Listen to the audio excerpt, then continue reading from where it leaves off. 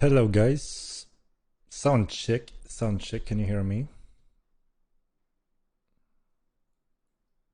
Oh my god, another one. Oh my god. Another one. Thorogo Mo 2, thank you for the subscription. So my sound is good, great, thank you. Hello all, and welcome to tonight's stream.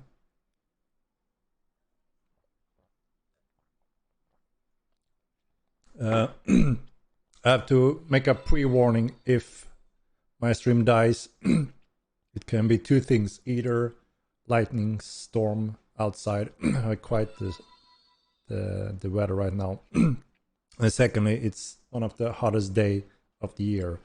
So I got 33 degrees in here and my computer is frying up. So yeah, those two could be critical for the stream. Either my computer dies or lightning strikes. So you know, if I go poof. So yeah, we are working on an update on the server right now. They are working on it. I don't have an exact data right now, but they are working on it. So as soon as they possibly can, it should be running again. So how are you all doing tonight? Is it also hot where you're living? It's crazy here today. And it's been sunny the whole day, frying, and then rain and lightning struck right now. 43 plus days. Holy cow. That is dangerous.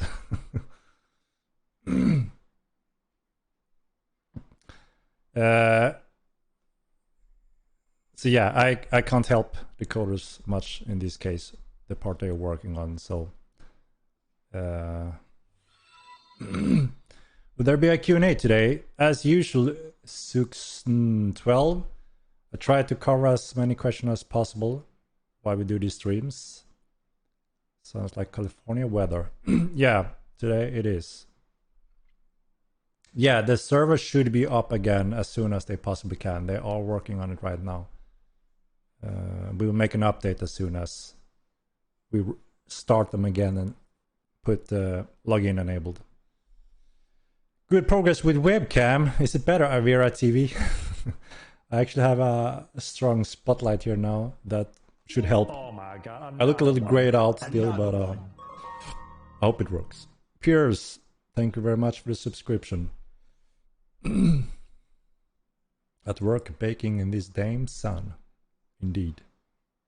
Yeah, it's real rough when it's that hot and you're sitting working and you're just sweating. It's not very pleasant. Air conditioning is very much needed then, but yeah, that's not a common thing in Sweden. We only have like 1 month when it can be, sometimes 2 months when it can be on the top. Where's the trailer? So indeed, we have a little show to put on today. UDL Fringe, thank you for subscription. So, as many of you know, since our release on Steam, when Chaos struck, we had quite a nice lineup for different activities, marketing, which we all put on hold to go working on those issues that occurred rather than running all those events. So we worked quite hard on a release trailer that we were very happy to put together for when the Steam were releasing Mortal. But yeah, we put that on hold. So we have now we're slowly but steady getting a new schedule and lineup for the coming month. You will also see some of this updated on the roadmap pretty soon. So we decided that this trailer is slowly getting obsolete, which is a little sad because it's quite awesome. I like it a lot. Oh my god. Another one. All this No, it's not. All right, we have some trolls donating as usual, so that's why I'm not running that visually. Thank you very much.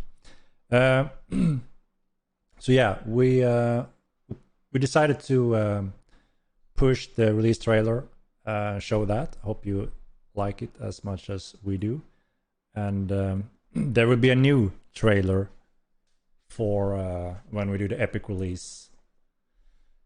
And that means, so we are working quite hard here on multiple areas. As you know, we are in the big focus polish state, making sure we remove those bugs, making the game fully stable and run as fully intended on all the different areas. And then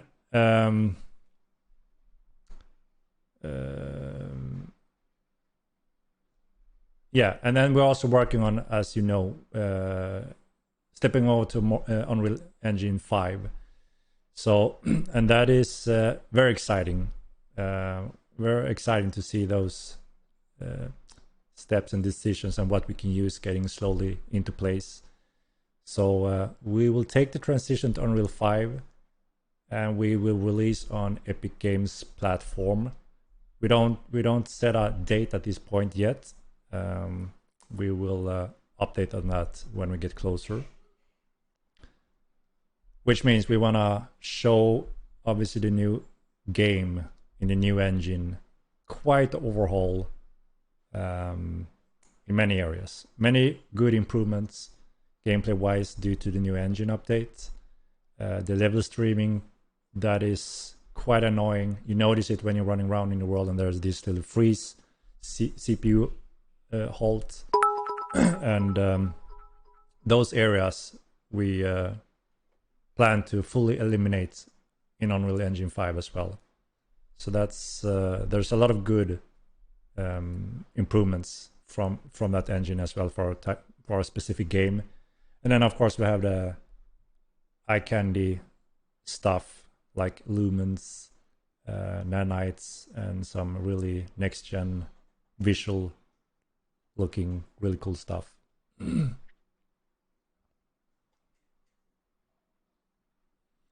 Why no dates? No. So there's still several areas that we need to be fully on top of to make sure that we are confident releasing. And obviously if we set a date, it's never never fun to see that date being pushed if we decide to push it further, because of, like I said, it's very important now that we get things right and do a successful release on Epic Game platform before we also start additional marketing and influencers and all that. Obviously we expect more players joining with that as well, so we want to make sure that we are, from our point of view, as ready as possible. And yeah, like I said, we're not in a rush. We need to make sure we do things right instead. Oh my god, another one. Hustler, thank you for the gifts.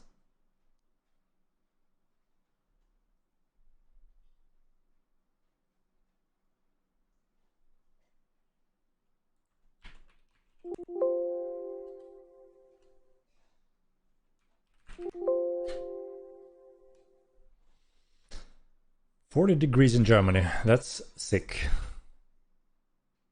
Servers should be up as soon as possible.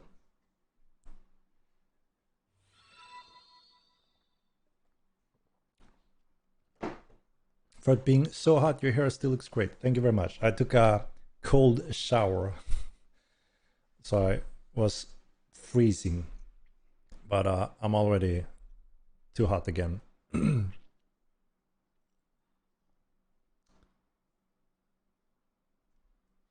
Getting married tomorrow, though I could chill in game, but I chill at stream. B4. Awesome. Congratulations on getting married. Henrik's talk by several wipes. 31 degree here. Yeah, it's everything above 30 is quite painful. Opening server as soon as they can. They are working on it. Yeah, can you show us fist weapons? I actually have a picture for my art, guys. This is still quite rough. A draft of the first batch of fist weapons. Would you like to see it now, guys?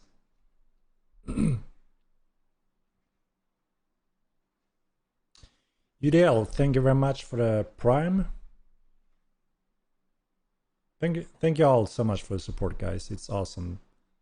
Oh my Getting God, this hype train. Another one.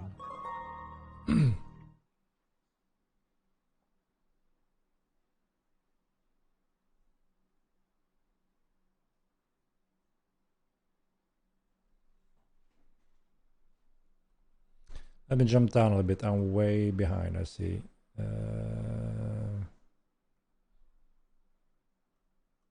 Oh my God, another one.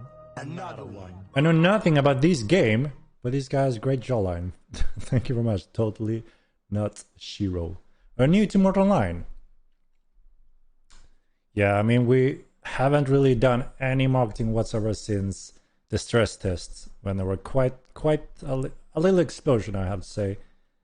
We managed to crash MMORPG.com's website, and we were the first to manage that due to the big demand on getting stress test keys. So that was quite awesome. But yeah, other than that, we haven't really done any marketing, and obviously we plan to hit that quite hard when we do the so-called re-release or second release on the Epic Game platform. And we'll ramp that up, make sure that more people get aware of the game and have a shot at trying it at least. Rala Gaming, thank you for the Prime.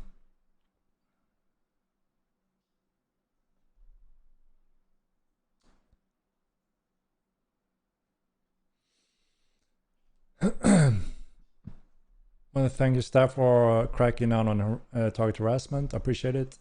Tena the Ginger. Yeah, so it's always good to have a reminder for everyone, right? So we're building Mortal Online for the long run and for the future. We have many years to come, and the game will just grow, becoming better and better. And along with that, hopefully also, obviously, the community will grow and becoming a strong, nice community. There will always be mixed of a population, right? And what people think about things. You know, we can disagree on a lot of things, but there's only one thing we obviously need to demand from our players, and that is to behave within the rules. You know, you can hate each other, you can have wars, and you can fight each other as much as you want, and stuff like that. But you know, there's a line where it gets out of the game context and ridiculous. So really hope that people think twice before doing that unnecessary, you know, going out of rules and order, which will result in bans eventually. So a friendly reminder, if you are slightest interested in being able to play Mortal Online, please follow the rules. That is a good thing. Momoch, thank you for the gifts.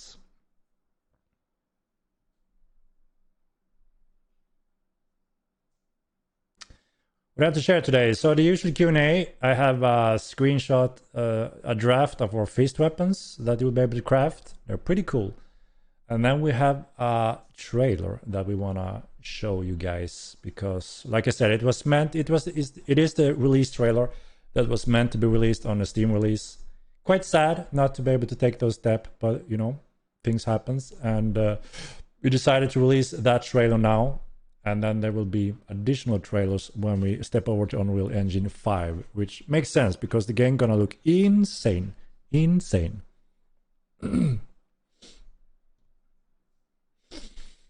Temperature in Sweden says it's 22 on Google. No, so if you look at in our city, Malmö, during the day today, we were around 31 degrees. And I have a lot of windows, so it cooks my place, so it gets very hot where I'm sitting.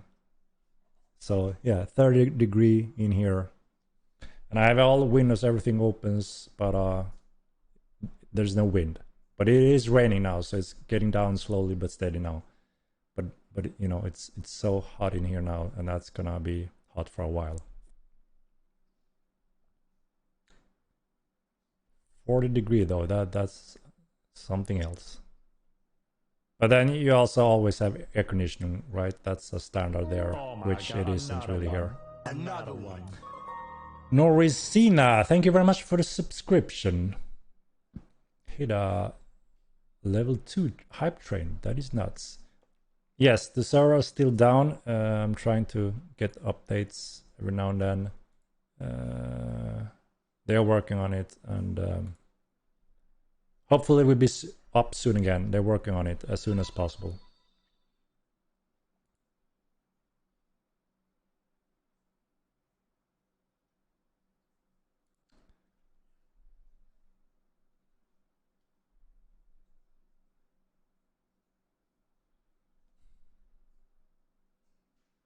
No, I'm not going to talk about the weather anymore.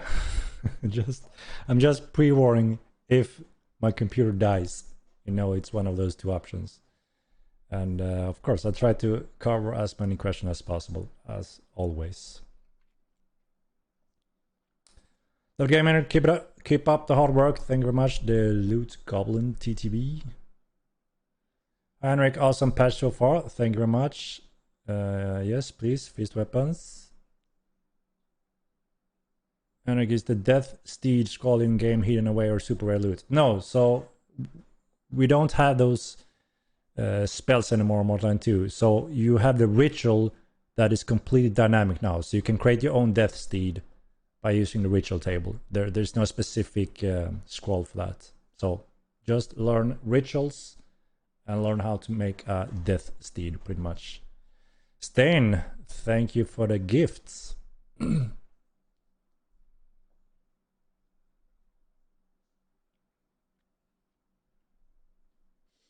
Yeah, as EGW said.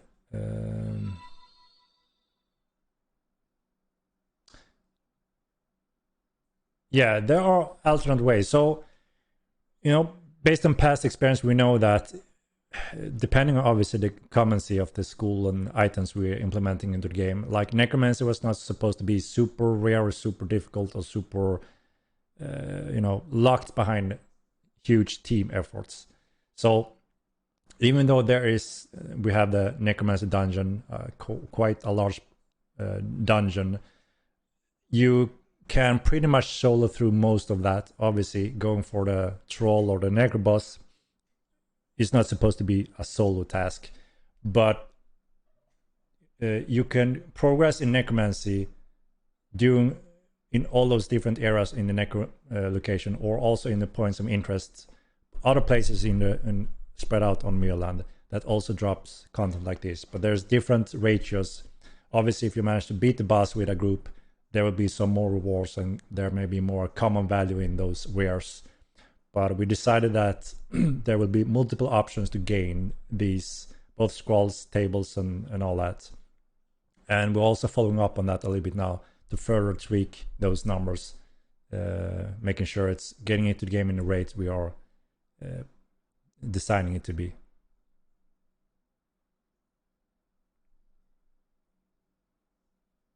Triple Strike was too weak. Yeah, so we are rebuilding the system behind fist weapons and also dual weapons. So that will come, you know, over time. We don't have an exact date yet, but you will see it eventually, where we plan to have it in some of the upcoming patches.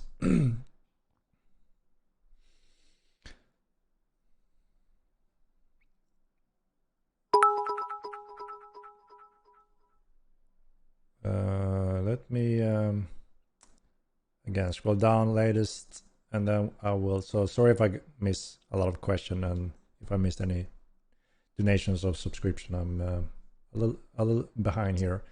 Oh my god, another one. So let me scroll down. Castro Sigmund, thank you for the gifts. Let me show you the fist weapons then. One moment.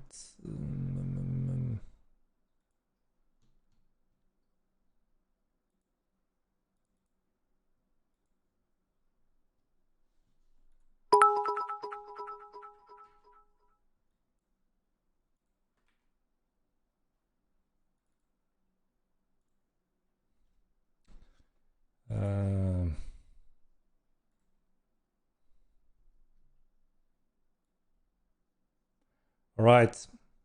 You want to see our draft? Quite early draft. No materials or shaders, anything like that. Just the raw model. And we're trying to pinpoint the different types. And I want to find the proper looks. So, like I said, early draft. And let me show you what I'm talking about.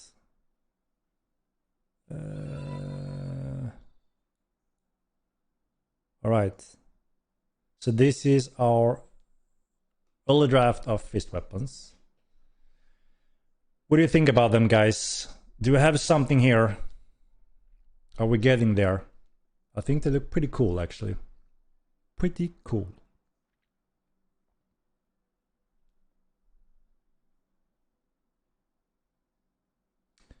No, we don't shut down the Mortal servers when I'm streaming. We never do that and never will. We simply had to take them down to make an update, and they will be up as soon as possible again. Looks cool. Gonna have even shorter range than daggers. First one is the best one. Night there is really bad. Auto looks really cool. Yep, looks cool. Oh yes, very cool. The spike ball looks dumb.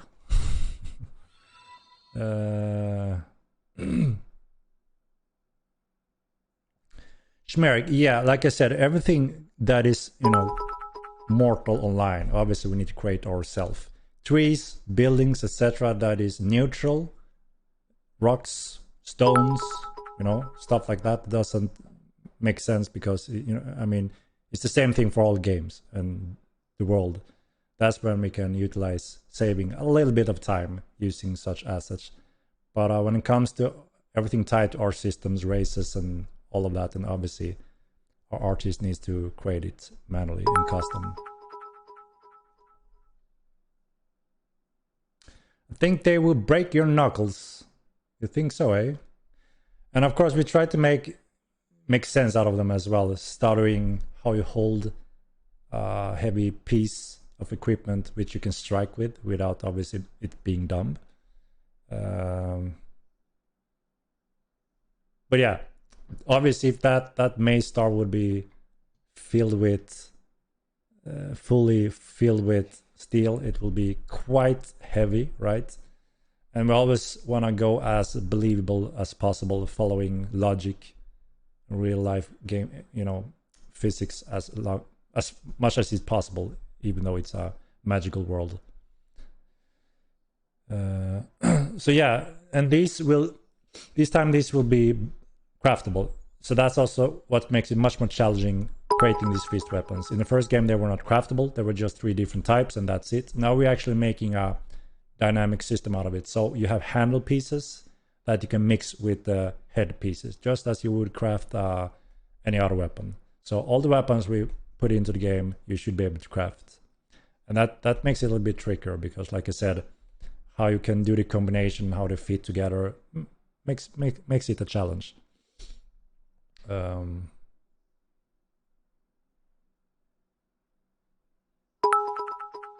Yeah, and like I said again, this is our early draft, so nothing is final.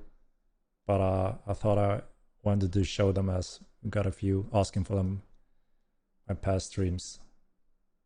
So yeah, you will see there's slicing, piercing, and blunt types, as you can naturally see here as well. Level Middle 2 reminds me of the one of my classic game, Ashburn's Call. Yep.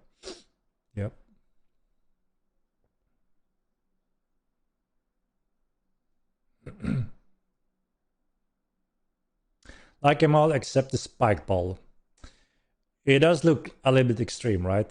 Like I said, if it were fully filled with steel, I think it will be quite difficult to use, right? So, but yeah, I think they look interesting. I think we have something to move forward with.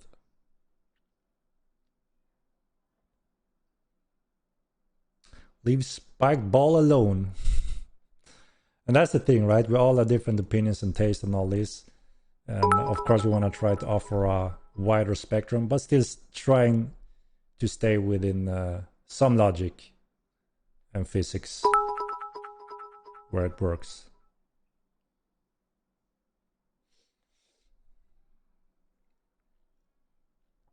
And this is totally separate from animation work, obviously, and pet equipment and all that mounts. So we have quite a few artists, and they're all working on very different areas, and they also have very different expertise.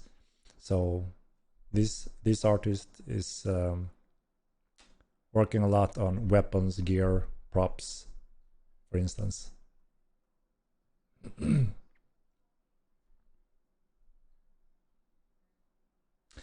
We don't have a time frame exactly yet on bull horses and the other Mulva beast ligators. And like I said, if we manage to get another animator, that will speed up quite a lot.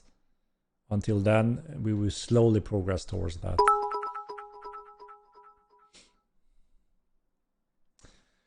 First two and the last one are cool. Other three are boring. Yeah, maybe so. No, we're not ready with the roadmap yet. As soon as we are ready with it, we will push it live on the website.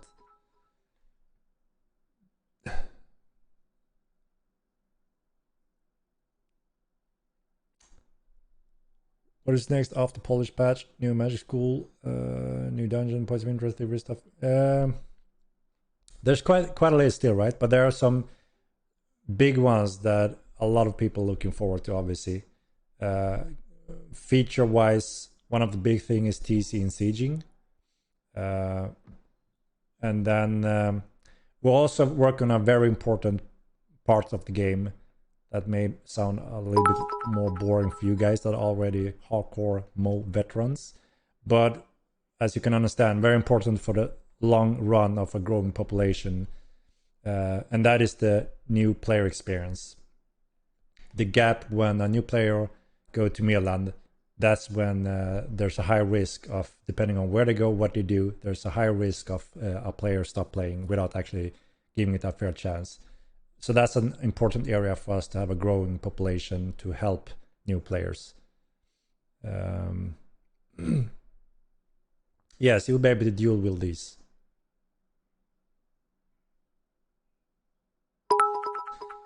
We are planning to eventually possibly make Haven free to play when we have time to reach that point. It makes sense, and we know how we can cover that. But right now we have a very clear roadmap ahead. Polish bug fixing, we have TC, sieging, and new player experience that are big components that we want to make sure are as solid as possible for our big audience.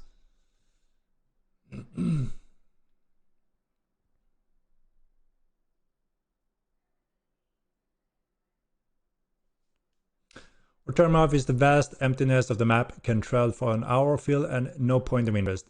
Emaru Sukanji.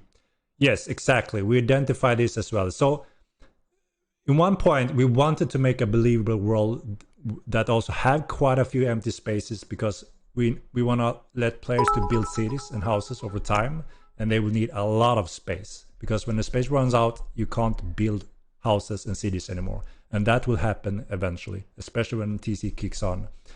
And so, obviously, at the same time, we can't just make a very empty field after field, empty, boring world. Same thing goes as we didn't want to have the same approach as many theme park games, like in World of Warcraft. You go from one small area, level 10 mobs, you go just a few 100 meters to the right of that area and you are in the level 50 creatures, and you just continue from zone to zone to zone. So there's always something, and there's new creature in every new zone. It's not that type of game, you know. We have a more open, believable, realistic world, and it just also looks much more realistic, and you play it in first person, so you can really immerse yourself in that world.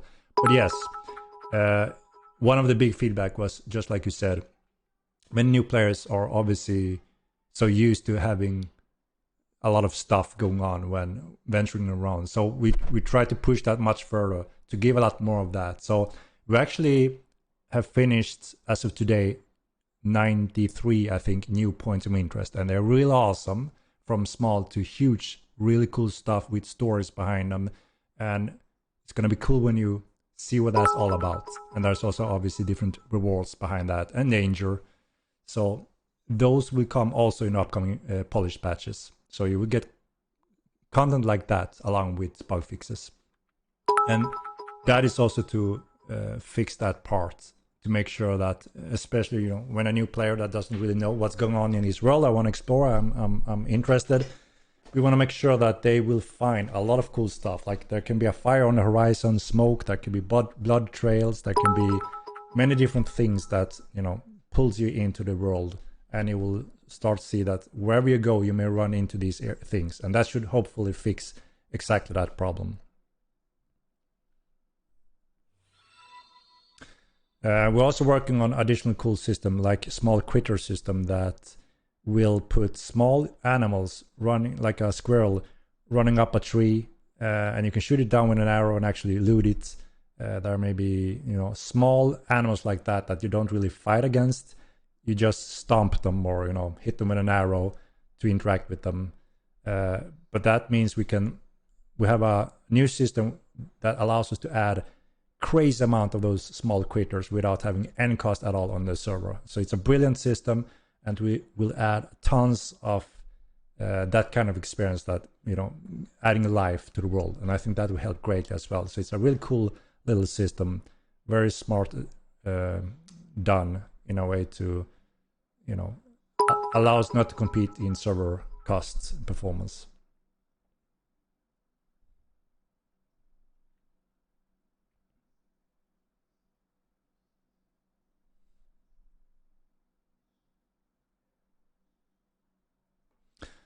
As soon to be a new player, I feel that bug fixes and solid integration will keep me playing versus adding new content that still leaves bugs in game, just from a consumer's point of view.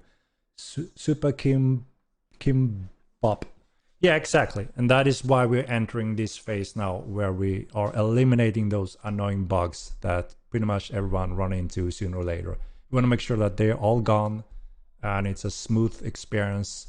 And then, of course, we need to keep adding those features and content to make the game even better.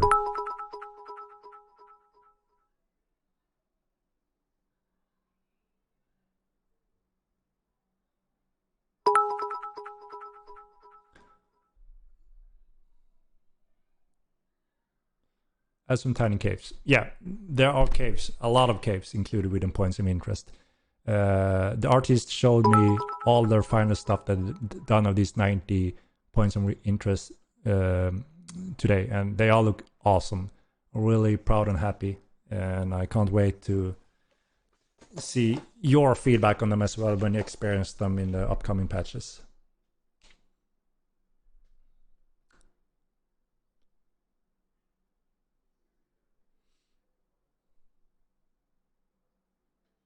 At step horses to eastern step, there are no horse spawns there. There should be a few spawners there as well. There are tons of horse spawners all over the world. We increased them quite a lot since early on, and we also increased the respawn time on quite heavily. So there are always over 1,000 horses in the world. So when you learn these, you know, you can always walk a little bit and find a herd of horses, tame them, and get going.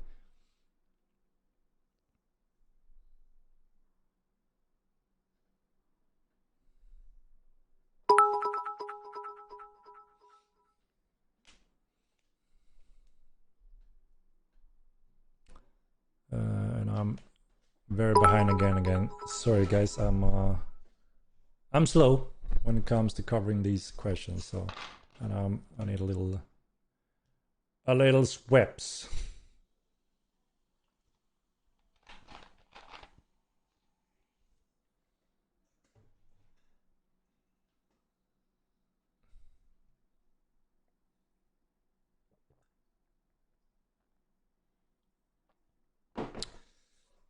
We show weeks per chance with polish patches.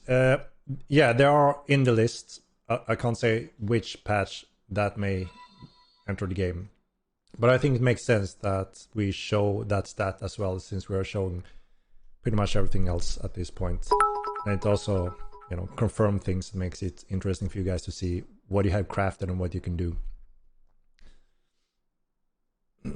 Let me jump down again, guys, so it doesn't sound I'm responding to something minutes back.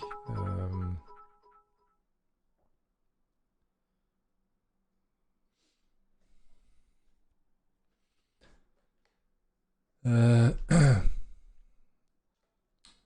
your information, the server is going up in 25 minutes. All right, I haven't checked actually if we are getting there, but it looks like you are right. So yeah, queue should be starting in about 25 minutes, so that's awesome. Oh my god, another one. Another one. TGL Gear, thank you very much for the subscription.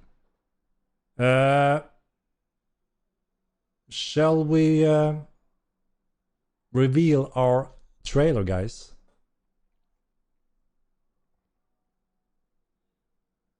The Supreme.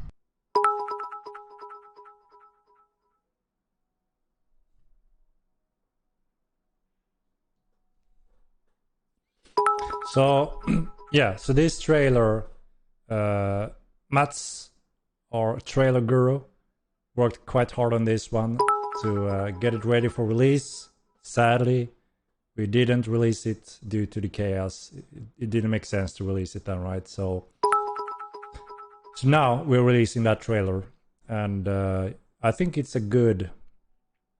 It shows what Mortal 9 is all about. It's a solid trailer, I think, and we did it in a way different from our other trailers, because we want to make awareness of what Mortal 9 is, what you can expect in this game.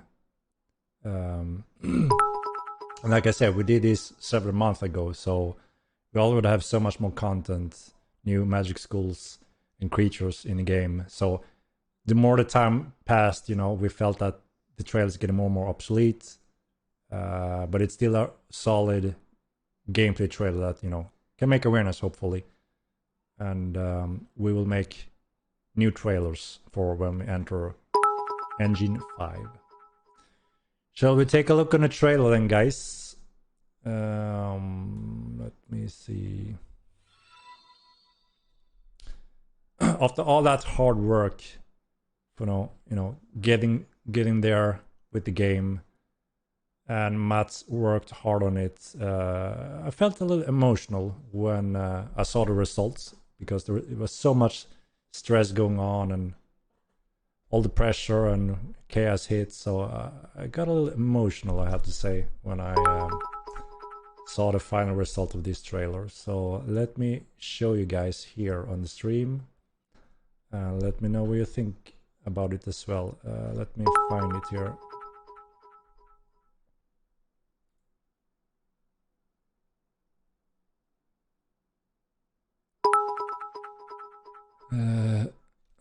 So one moment, guys, and we will play the trailer then.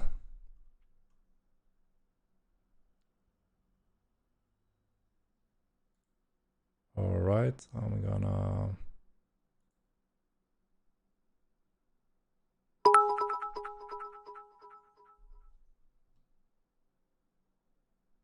All right, so here's the trailer, guys. Enjoy. I hope you like it. You have Windows sound, right? Do you hear this? Because you want to have it with sound, right?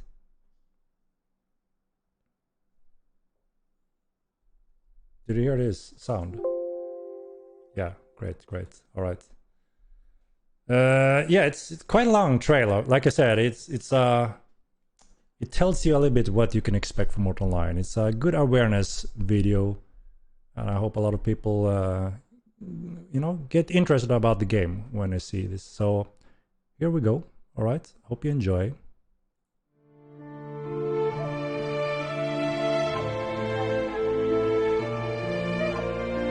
Mortal Online 2 is a first-person fantasy MMORPG like no other. A persistent sandbox world filled with thousands of players, all sharing their lives on a single server without instances. Together, they fill the realm of Nave with content and unique stories. Nave is a seamless world with no instances or loading screens, where you are free to explore in any direction without barriers or restrictions. It is a world filled with emergent systems, resources, and wildlife, where survival and prosperity depend on your knowledge and perception.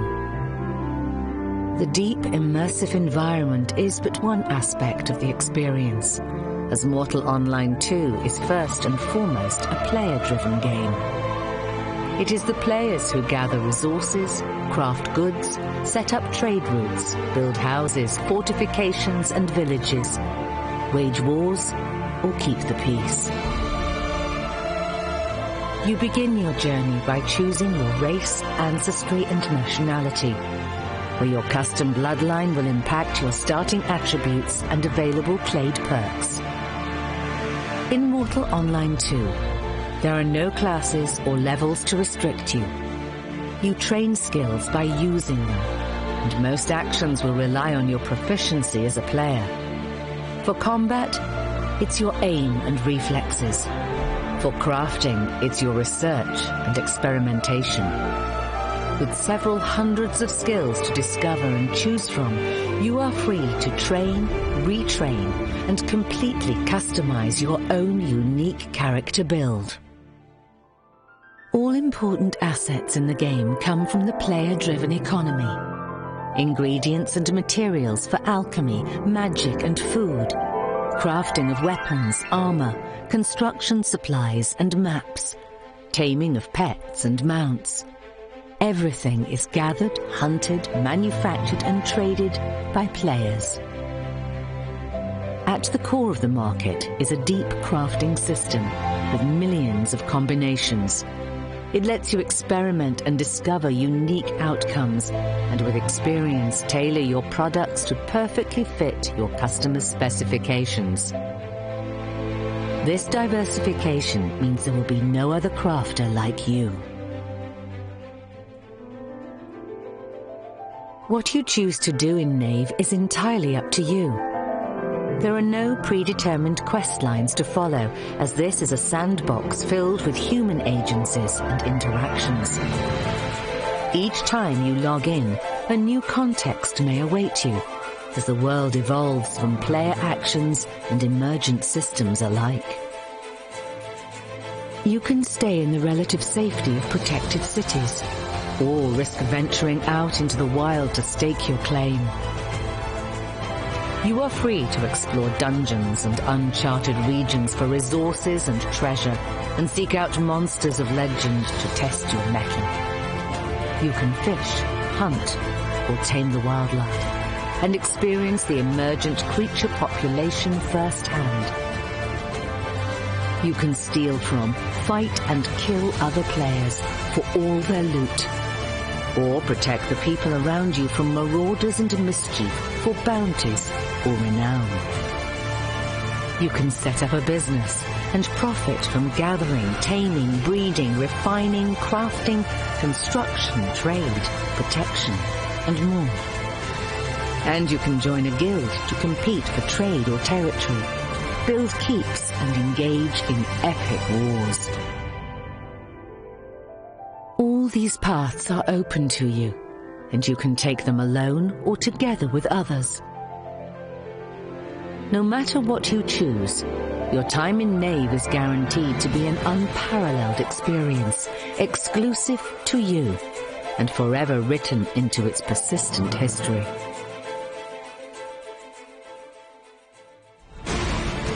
The combat system in Mortal Online 2 is unprecedented in a fantasy MMO. First-person, real-time, aim-based, directional attacking and blocking. Melee, archery and magic, mounted or on foot. Player versus player collision. And a revolutionary AI system for PvE. With voice-over IP, ping normalization, and a worldwide server supporting hundreds of players in the same location, large-scale aim-based MMO warfare is finally possible. Mortal Online 2 builds on over 15 years of experience from its predecessor, and new features and content are consistently being added to the game. The world of Mortal Online 2 is constantly changing, and it is a game that will change how you look at MMOs.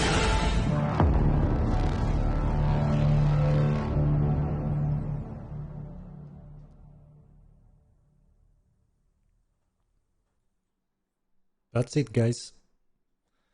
That was our old trailer. But yeah, we didn't release it until now, so I hope you liked it. I think it's, it covers a lot of the things what Mortal 9 is all about. And I think Mats did an awesome job putting it together and, working with one of the voice actors that he thought were very fitting to the video. And I agree. I think it was well done. And, again, offers our somewhat unique twist on things compared to all those action trailers. So I liked it. I liked it a lot. So I hope you liked it too. We're gonna put it live on the website as well, obviously, so you can watch it on YouTube, high res, whatever. Yeah, no necromancy in it. It was, like I said, a few months ago on release. We didn't have necro then, so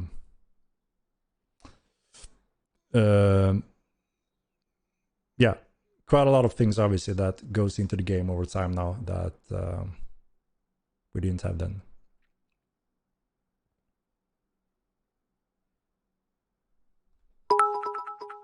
And yeah, everything was recorded from in-game by you guys, you players.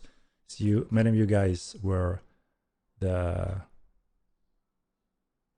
people in the video. All right, let's put a tag on then. So yeah, that's always a challenge, but I think it's also a cool way to in making trailers. Just go into the game and record when you guys are PvEing, PvPing, or whatever you're doing, constructing things. And we managed to get a lot of cool recordings out of all that. So yeah, I think it's pretty cool how well that is put together, just using whatever you guys are doing in the game on the live server. So thank you guys for participating in creating the trailer.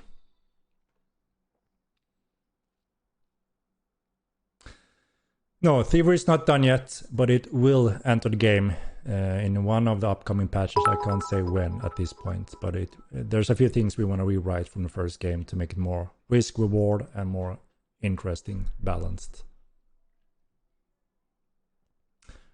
First trailer was better. This one have very cool voice acting, but music and action not always fit each other's. Yeah, like I said before I played it, quite different compared to the other trailers we've done so far. This was more trying to explain a little bit what is Mortal Online is about, and what you can expect in the future. We're here to build a Mortal Online for many years, and it will just grow every month, every year. It will grow and get tons of more features and content over time.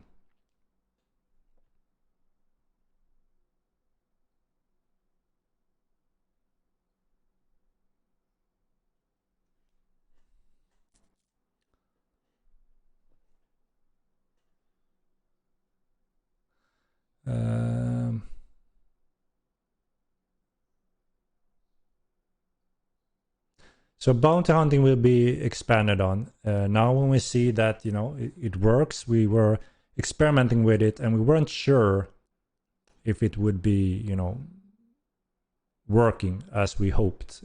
Many times when you design something and have it on paper, it plays completely different when you have it in game. So that was actually one of those systems that we weren't 100% sure if it would work. But, it looks like based on the feedback and how much many players are using it, there's interest in the bounty hunting for sure. And obviously with that, that we see that, we now can spend some time on adding the different rewards. So obviously you get used for getting the specific coins, and also additional options for how you can determine different rule states and options when you take bounties and such. Simply refining it.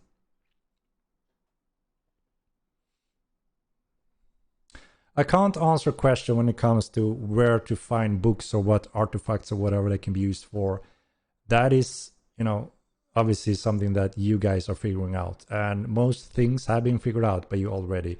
And we can't reveal that, and I won't reveal it in my streams. So sorry for not covering those questions, but that's part of the gaming experience, to figure that out or read if someone else decides to share about that.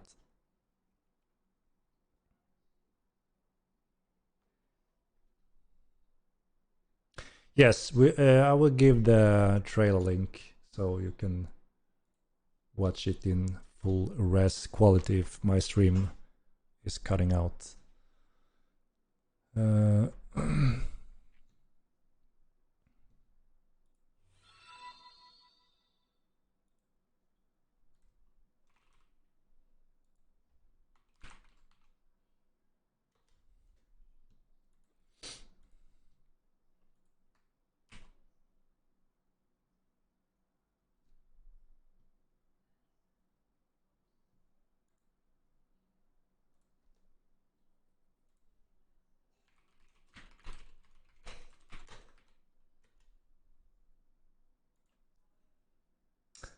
Servers will be up to date. Yes, they should be starting quite shortly.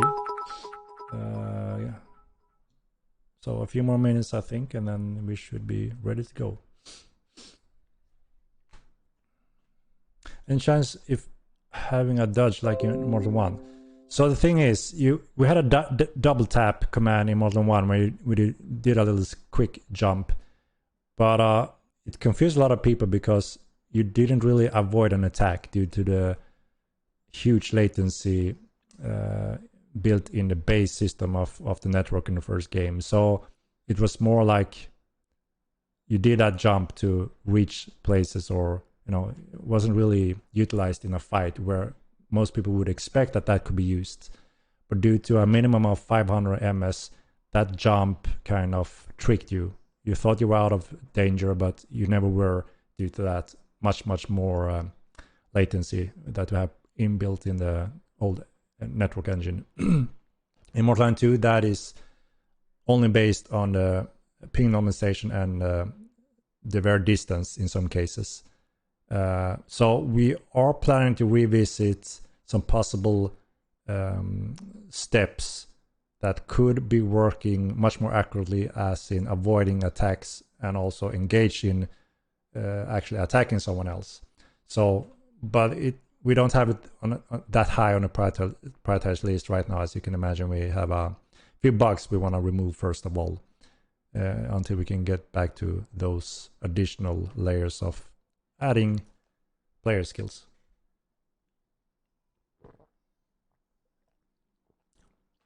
I can't say exactly when the roadmap will be updated. We have a few people on vacation now, getting their rest and energy back up, so we can go back at it again in full numbers, going forward to our next big milestone. So a few things are still a little bit uncertain due to those person. When we have confirmed those, when they are back, then we will try to finalize and also publish the roadmaps.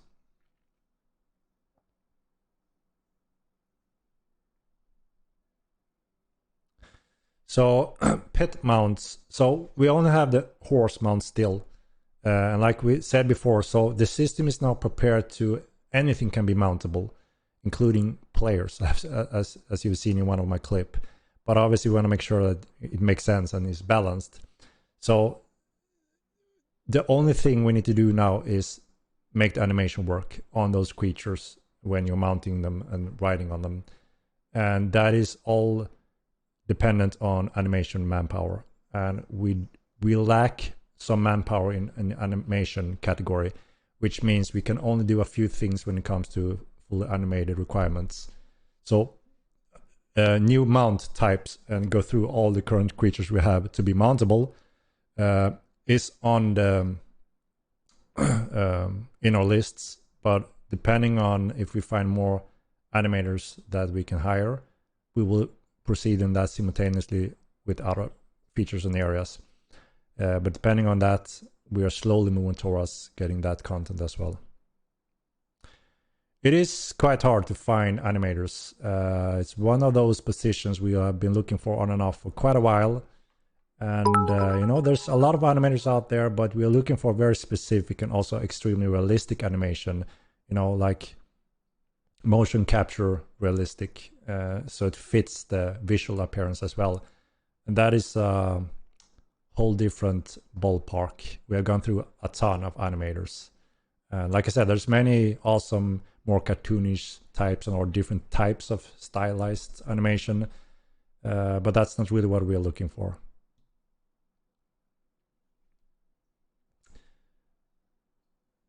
So yeah, anyone can apply to our positions. We don't pay with stock options. I don't know where that is from. We pay with, normal money, obviously. So yeah, if you know any animators or are an animator yourself, feel free to mail us your portfolio. Jesus. Got something in my throat.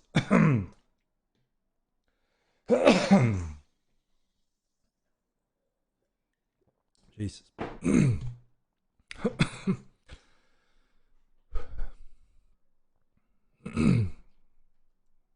We pay with normal money, yeah. As Crimson said, it's hard to hire people with stock options, which we don't. So I don't know where that is pulled from, a ass whooping or something. I don't know. The usual. Does start with use crypto? No. You better not be dying. Yeah, I got something in my throat.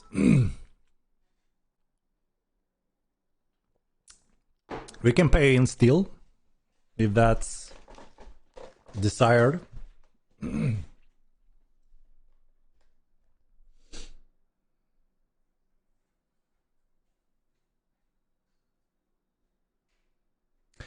Yes, we're given options to key developers since we started meeting on deadlines last year, something. That is additionals as a bonus.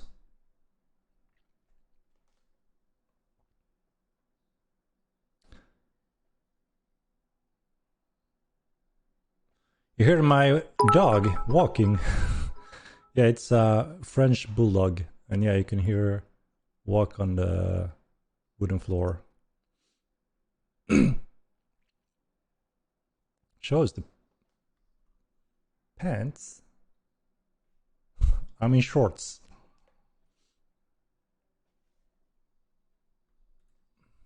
All right, so here's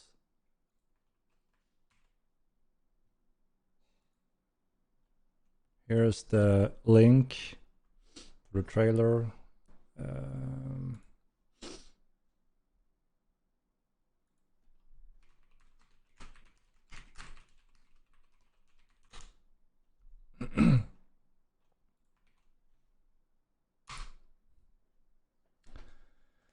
Shows the dog. It's not in here now. He's sleeping in the next room. She's a cutie, a black French bulldog, and very personal.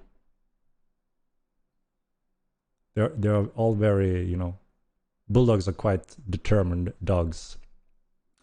Her name is Luna. Luna.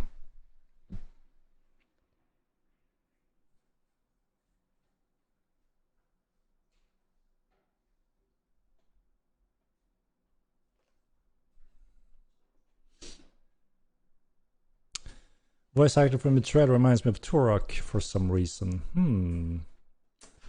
Good old Turok, killing dinosaurs, right? With some crazy weapons. I remember that game. Quite cool. She can breathe, yes. We did a surgery to help her even better also. That's one of the downsides, I think, with that breed. A little bit sad. You know, when I breed them too much, the nose is very short, right? So they snore, and some of them can have difficulty breathing. So I think that's the one of the sad downside with those breeds. So yeah.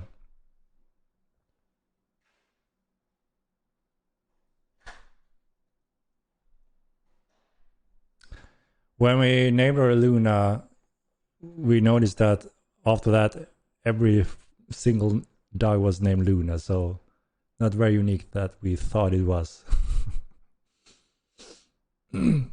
That dogs attack my dog all the time. You know, they can be quite ferocious. You know, you need to make sure you put them in line so they behave civil. But yeah, she's a cutie.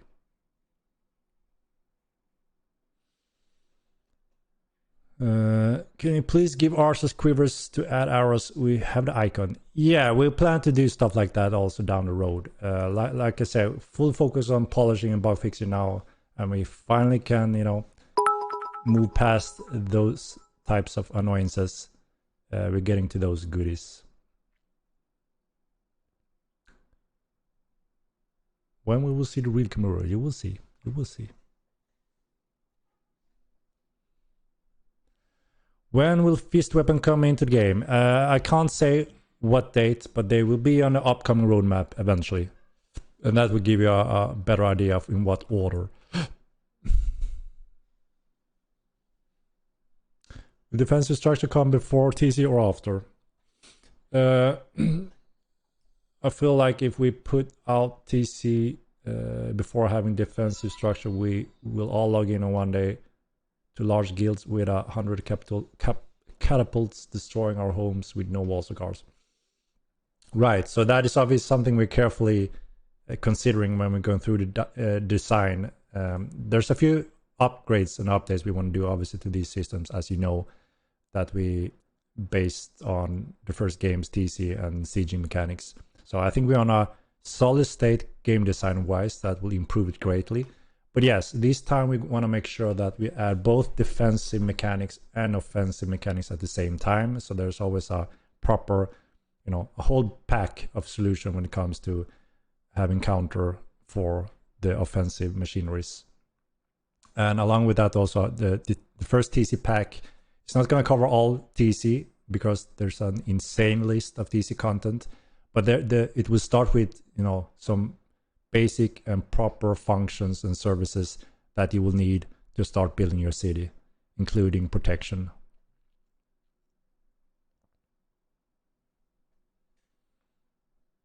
There are thousands of users usually in the game now. Will we be able to merge the same amulets with small chance to get a better tier? No, so all jewels, I wouldn't say they're useless. They are great use for all of them for different reasons, which players have been finding out, discovering. And obviously we also have jewelry crafting later on that obviously will require jewels as well. So there's a value in them today and there's a specific use for them today, but there will be additional use for them down the road when we get additional features that connects with those items.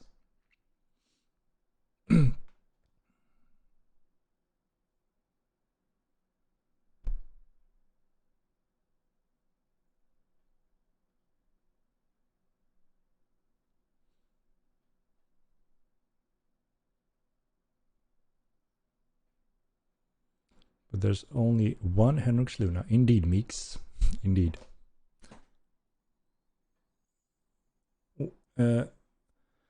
When is the fix for domination? So yeah, we covered that a few times as well. So we have a compile error in the engine for some taming and domination, and it's one of those things that works on the dev client but not when compiled on the live client, which is extremely frustrating for the developers involved in that. And I said that we can't spend, you know, an insane amount of time trying to brute force through that or rebuild the whole system for it to compile. And that had been changed for Unreal 5 as well, so it may already be fixed, and we're going to test that soon as well to see if that's the case, or if we do have to recode parts of that to kind of solve it. So it should be fixed for sure with Unreal 5. Trailer was well done. Thank you very much. Like I said, a lot of hard work. Mats have been editing it and working on that. And thanks to you guys doing the whole stress test, we got footage. It's all you guys in all of those video clips. All from in-game when you were playing throughout the beta.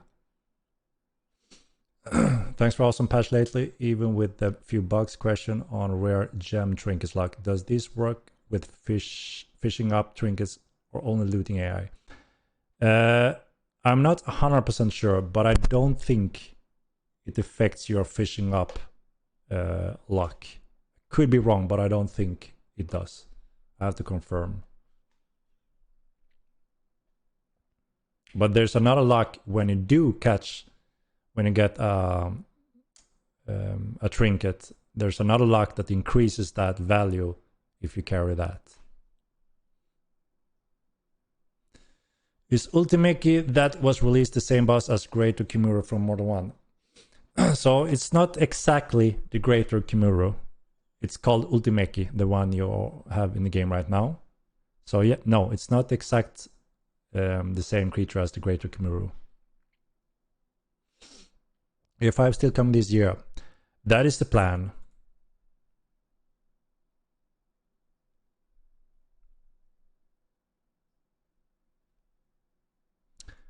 I ignore questions. I'm not. I'm trying to cover them all. That's it. Thank you for answering so many questions. You're welcome. What are you saying about surging as sieging? And sieging is the counterpoint to open world with no restriction.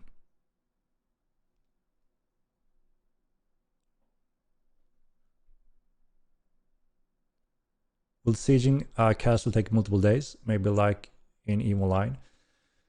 So one of the big change from the first game here that we want to add that makes it much more interesting and makes sense in a way is that so you can always go to a keep, put up all your siege machineries and start whacking at it, right? But that would be very inefficient. So that could take a very, very long time. And obviously, if someone is defending that, it may not be an effective attack. So the keys we are adding here to start a more successful, effective sieging is we have added important supply lines near all keep locations in the world. And these works as if you take these over and destroy them from the keep owners, that means you cut down some supply lines to that keep owners, which slowly reduces the defense efficiency on the keep owners. So there's some cool, interesting skirmishes or war starts already at that point, sieging the supply lines pretty much. And that can also offer a lot more casual PvP wars rather than, you know, all in, always sitting there at the keep, grinding that, and that's it to it. So there's more steps to it. And it's also how we want to add, instead of time windows when you are vulnerable for attacks and when you are not. We never liked that. We didn't thought that fit Mortal Online. You know, some games does that you have a countdown, and when that countdown reaches 0, now you can take damage, and then the timer is over at a certain point. we didn't want to go that route if we could find a more suitable route for Mortal Line. And this is kind of, you know, like I said, if we don't just cut these supply lines off, it's going to be close to impossible if there's some defense. It's still possible, but the key starts with these supply lines. So taking all of those supply lines first, then you will be much more effective starting to do a huge siege against the actual city or keep.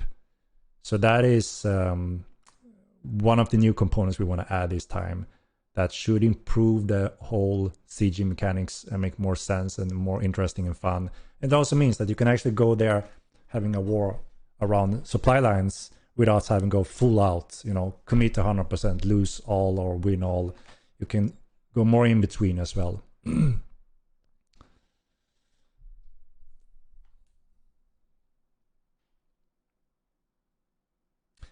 When bar games, can we add tabletop games and houses? Yes.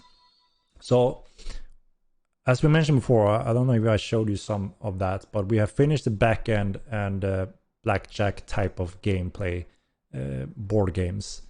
And that's pretty cool, you know, pretty straightforward. Most people know how to play those games, and you can obviously play that for real in-game money.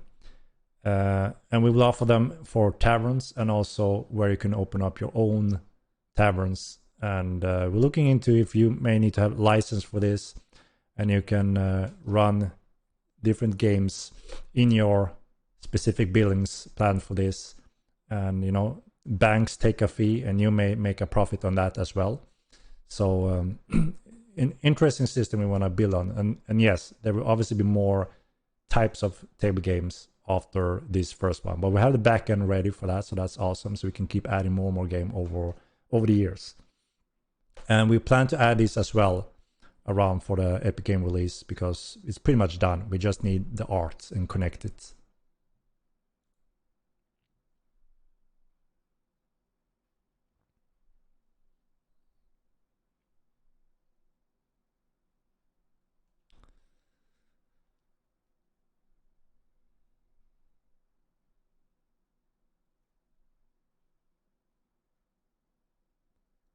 How different would Thievery be in Mortal Line 2 compared to the first game?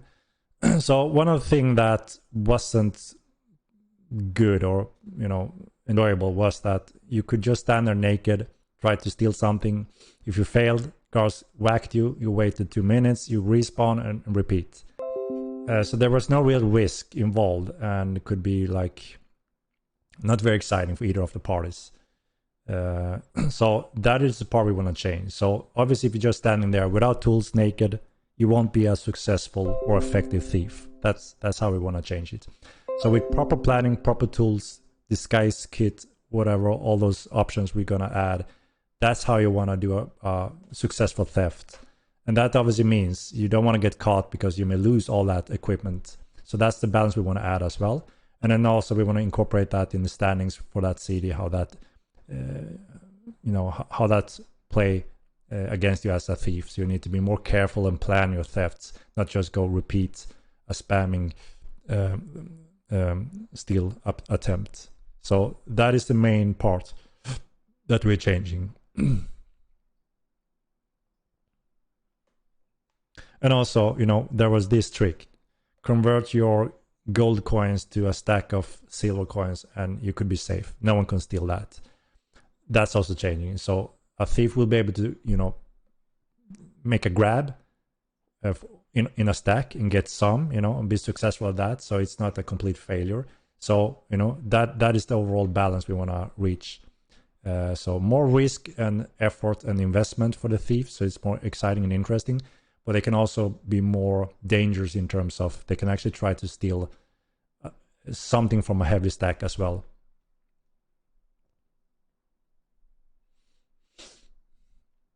Badass trailer, congrats guys, well done. Thank you very much. The team will be very happy to hear it. And yeah, thank you guys for participating in it. It's all you guys in every single clip from the beta pretty much.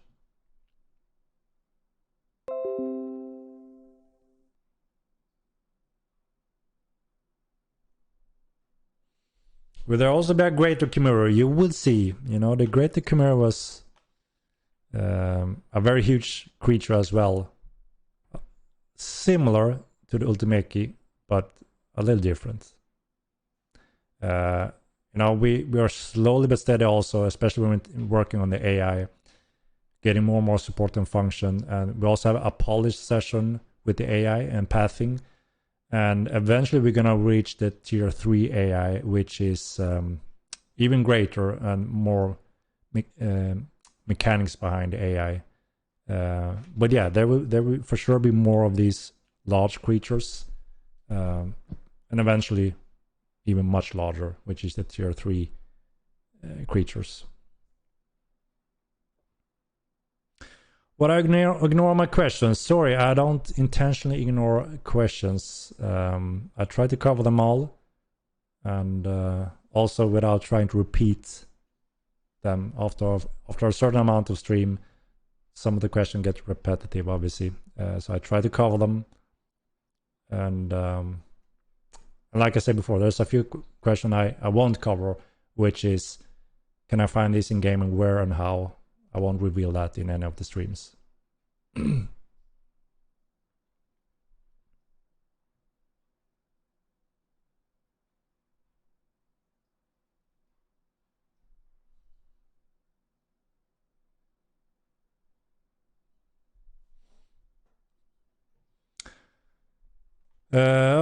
Address the scamming video with vendors, ritual book vendor. So this is something Ramo should be covering. And I think he have done that as well, if I'm not mistaken. We try to update and communicate in regards of anything like that, you know.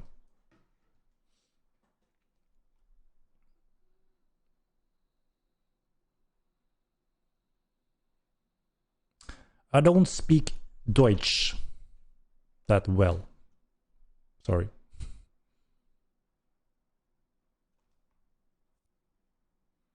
How we address the Alvarin meta? Easily 7 out of 10 players are Alvarin at this point. So yeah, ever since Comet Beta, when we are fine-tuned the clades and the gifts quite a lot back in the beta, we reached a point where everyone was super excited and happy because they all disagreed on what they wanted to play, and that's awesome. So we saw a very wide variation. And we also know that, you know, so we set that kind of at the final state, and we were happy with that, and so was the player base. And then there's always the possibility of things are slowly changing over time. People are finding out new recipes, new tactics, new metas. That's always going to happen. So even though we're not changing anything, you know, people find new ways and preferences and such like that. So we have learned this the hard way as well in the first game. We can't just rush because there's a few people that now think that is bad, that, you know, there's becoming a meta.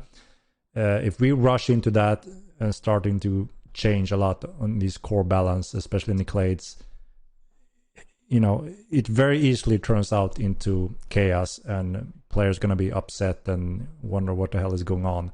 So we're very careful now and learned this the hard way, like I said in the first game. So we are very carefully monitoring everything, and we will let it give the meta and the changes some time to happen without us changing it as well, because it's still changing. People are still fine-tuning things and, you know, finding new tactics and builds, and there's a huge variation in the different builds and tactics, which is awesome. That's something we want to promote. But yeah, slowly over time, it allows us to see more and more clear in the data what is being used, what is never being used, and that obviously tells us a clear picture if something is very underpowered or overpowered. And that allows us to slowly and carefully take care of those areas that are never used. Pretty much, you know, buff them in the right way, very carefully. So, so again, we don't want to rush this. And like I said, the main focus right now is polishing and bug fixing, entering Unreal Engine 5. So we're careful fiddling around with sensitive balance that is quite in a good spot still. The majority think that, you know, there's very interesting options, and by all means, everyone is not Alvarins, even though yes, they are popular. We can see that. But like I said, we need to let it mold, you know. Is this game worth playing? Gruellock. It is. If you're interested in a true sandbox MMORPG game, there is no hand holding that, you know, not the typical theme park and quests that you see in most other MMOs. And it's quite a dangerous game world, both creatures and players, with full loot, full PvP. That is something to consider, but whatever you lose, you should always care what you afford to lose, and whatever you lose, you can always replace fairly easy by recrafting something new or buying it from other players or brokers or such. And yeah, it's a very unique game compared to all other MMOs, so I would say it's for sure worth trying if that genre is something of your interest. Many say it takes, you know, you feel similar experience from games like Rust, Tarkov, Valheim, Skyrim, Ultima Online, Star Wars Galaxies, and that is true. There are many mechanics and components that comes from these games that you will recognize in different forms.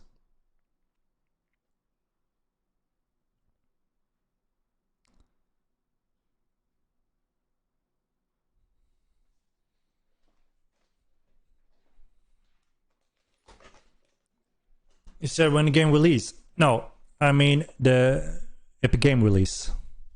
So that's a new platform we're releasing it, and we have a whole new engine and system in place. So it's a huge update to the game and a new platform we're releasing it on.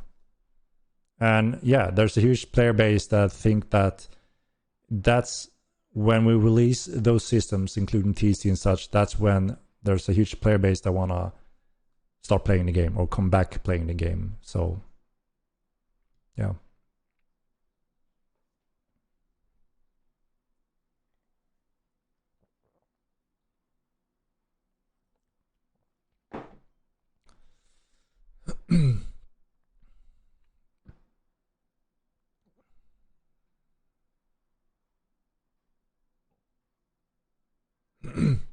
Are still confident that the player base will grow substantially again? Yes, very confident. So only with Necromancy we delivered not only the Magic School, some really awesome solid content, gameplay content, dungeons, locations, which we really hit the jackpot in terms of player feedback. They really enjoyed what we delivered and worked very well. And not only that, we also crushed a huge list of bugs and issues in the game. That was a big patch, important patch, but we have a lot more of that coming, obviously. And obviously that is required to make players interested and, you know, getting players back that are waiting for improvement of the game or specific features coming into the game. And when that happens, then we can, you know, follow that plan and deliver that successfully, which I believe we showed our first step doing with the Necromancy patch. And even also the second patch we released now last week, very stable and successfully so.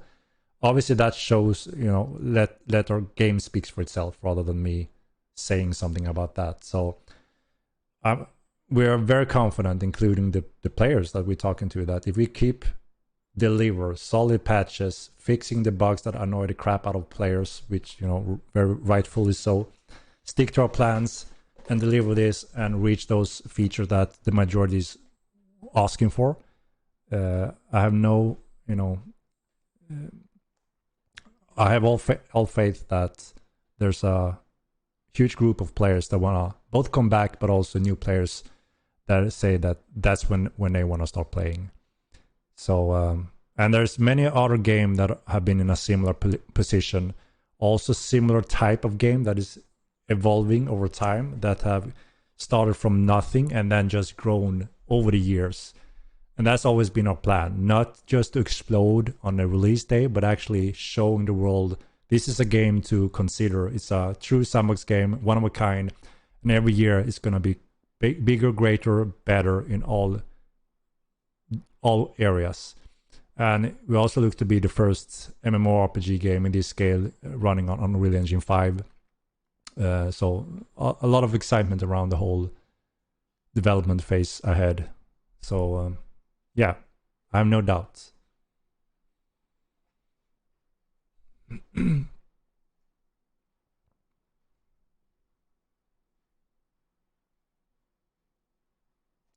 Yes, Rise of Dungeon will also go through specific updates when it comes to collision, non-mesh, and AI.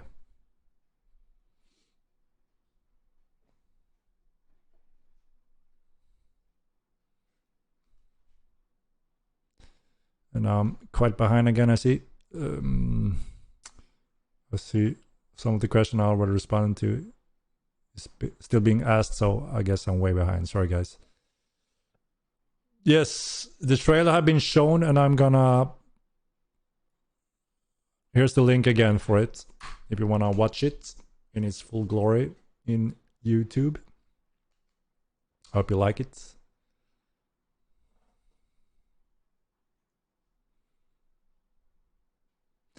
Will there be a system in place to prevent one large guild taking over the entire map with siege and territory control? Yes, naturally that won't happen. Obviously, if every single guild gets together and determines we build everywhere, we own it. You know, that's an obvious thing that can't be avoided if now every single guild decides to do so, which I think is quite impossible. You know, there's so many guilds in conflicts and so many different styles, and that's part of the whole sandbox game, right? That there are player conflicts, alliances, and all that. And we also have a few mechanics that, a few systems that we've been starting working on with Mats as well, designing when it comes to how smaller groups can get very specific, interesting bonuses that you can't if you are a huge guild or alliance. That could also give some interesting gameplay where some coordinated groups think that is more what they want to play as and go for that. And obviously, if they're a small group of players, they can't possibly hold the whole world. That would be impossible. You need a manpower and around the clock to cover and defend all that. So the larger you are, the bigger target you will most likely become as well for many different skirmishes around the continent. Do you think we'll see fist weapons in the before end of the year? I can't say exactly. We don't have set all the timelines yet for the roadmaps when it comes to these different features next to the milestone required features that we have set up. So that will be more clear over time as we go through the roadmaps.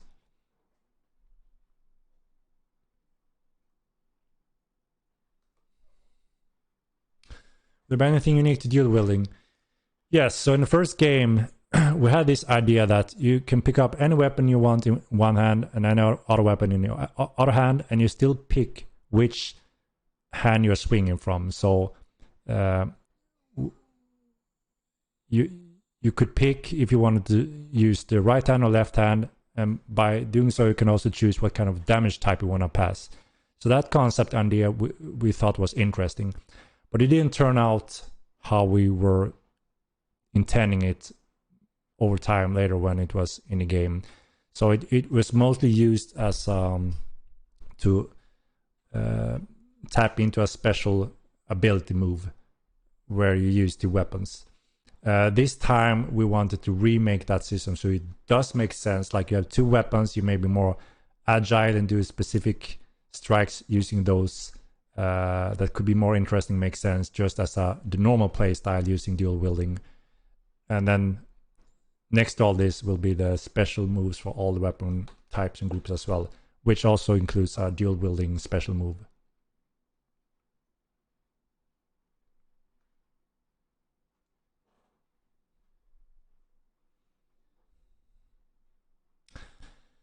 Henrik, please, if you can answer my question, can't we have a PvE server, please? The game is so nice, but I can't play it because I'm not a PvP player. I love the PvE content in the game. We need a PvE server, please. July 12.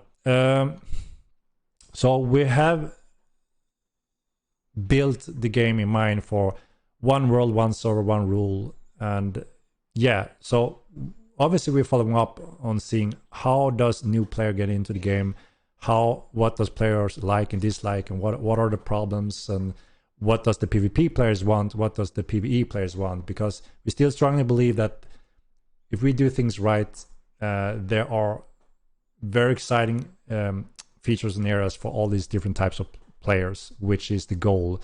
The more players we have with different gameplay interest, the more interesting game world will be. But yeah, there will always be these threats of danger, and obviously players that may attack when you're out in the wild and there's no protection. So we are not planning to add specific PvE players. We are trying to balance the world with proper consequences. We haven't really finished the different areas in terms of security, as we mentioned before. Similar to EVE Online, there's everything from high security to null-sec security. And that is something that we want to approach as well, and where it makes sense, where the Tsunamic Empire, for instance, have their outposts. Those outposts will never be, lictor powers where they can instantly kill, or very close to instantly kill. It will be dangerous or powerful guards that can protect players, but it's just like a powerful evil NPC also that you can fight. And obviously players will be able to sign up and participate in these nation conflicts or ignore them or whatever they want. But obviously if you want to get as much protection as possible, play safe and avoid PvE, then obviously you want to avoid these hotspots, PvE areas, and you may want to play close to guard cities, outposts that can also protect you, and also join guilds or cities that are building with heavy protection and defense as well. And I think if you look at what kind of interesting gameplay that can offer you, even though you may not be interested in PvP and think that is hindering you, I still think that it can add a depth of mystical feeling, experience, and danger that can add to the gaming experience overall, even though it's not the main thing you're looking for in this game, if that's not what you are looking for, I mean. So with this system also going into the game, and we have several PvP features and components being added to the game as well, this should also make PvP interested players more excited to go for these areas and to fight for that, rather than jump innocents that leaves cities or go into casual locations. And then of course there are also the opposite, unlawful zones and areas where you can't even report or flag because it's in the wild without anyone ruling or seeing what's going on over there. So I think this balance over time will help greatly, and also still add this, again, layer of there could be this unforeseen threat that may happen that could also actually give some exciting gaming experience. So I hope it makes sense what we're really trying to go for, and this won't just happen in one patch in one day. As soon as more of these features goes into the game, I think that will help this area to give more options for the players and the styles. Right in the concept, but the problem is there isn't enough to do for PvEers out there in the world to make it feel worth venturing out and face the dangers. So that is something we're already building on. So earlier in the stream, I mentioned that we have 93 new points of interest. Awesome PvE, lore tied, clues, all types of different hidden things and rewards and threats. That is, very PvE content.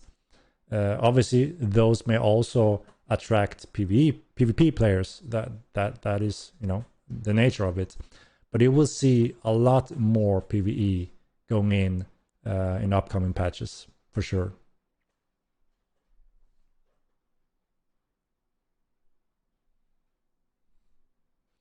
Can you add ability to throw player heads? So when we have added throwing weapons, it's a new weapon group, throwing weapons. Maybe we can tag the heads.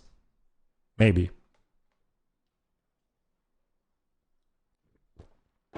Henrik, how long will Project Polish last? Do we get a roadmap? Yeah, so the Project Polish will go on until pretty much we do the Epic release, but it doesn't mean it's only exclusive the whole way for only bug fixing. There will be content as well.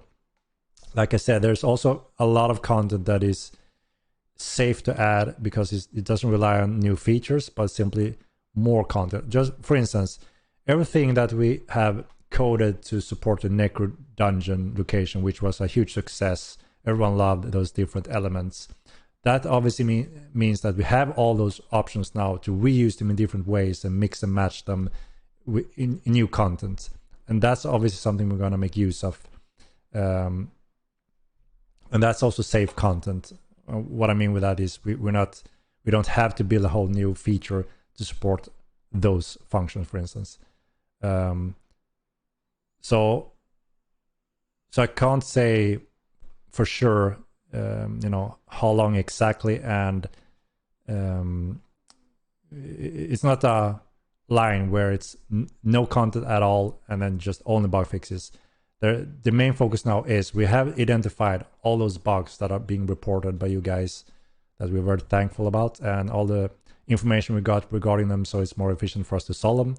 We are going through that list and we're gonna crush those bugs and make the game smooth as butter.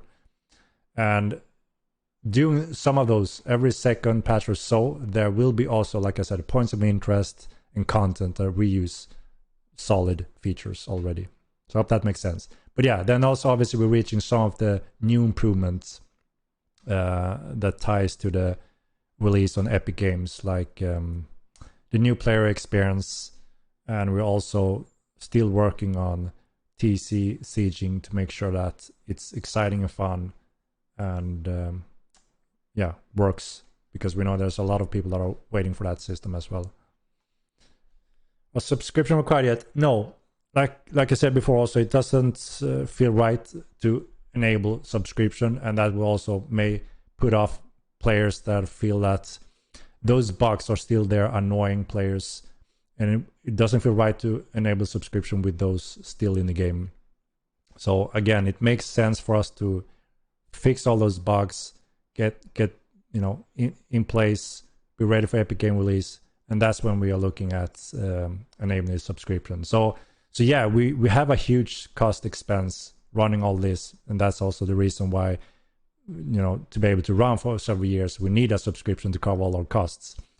But at this point, we sold quite a lot of copies on Steam release, even though we paused marketing and everything, and it slowed down very fast after we paused everything.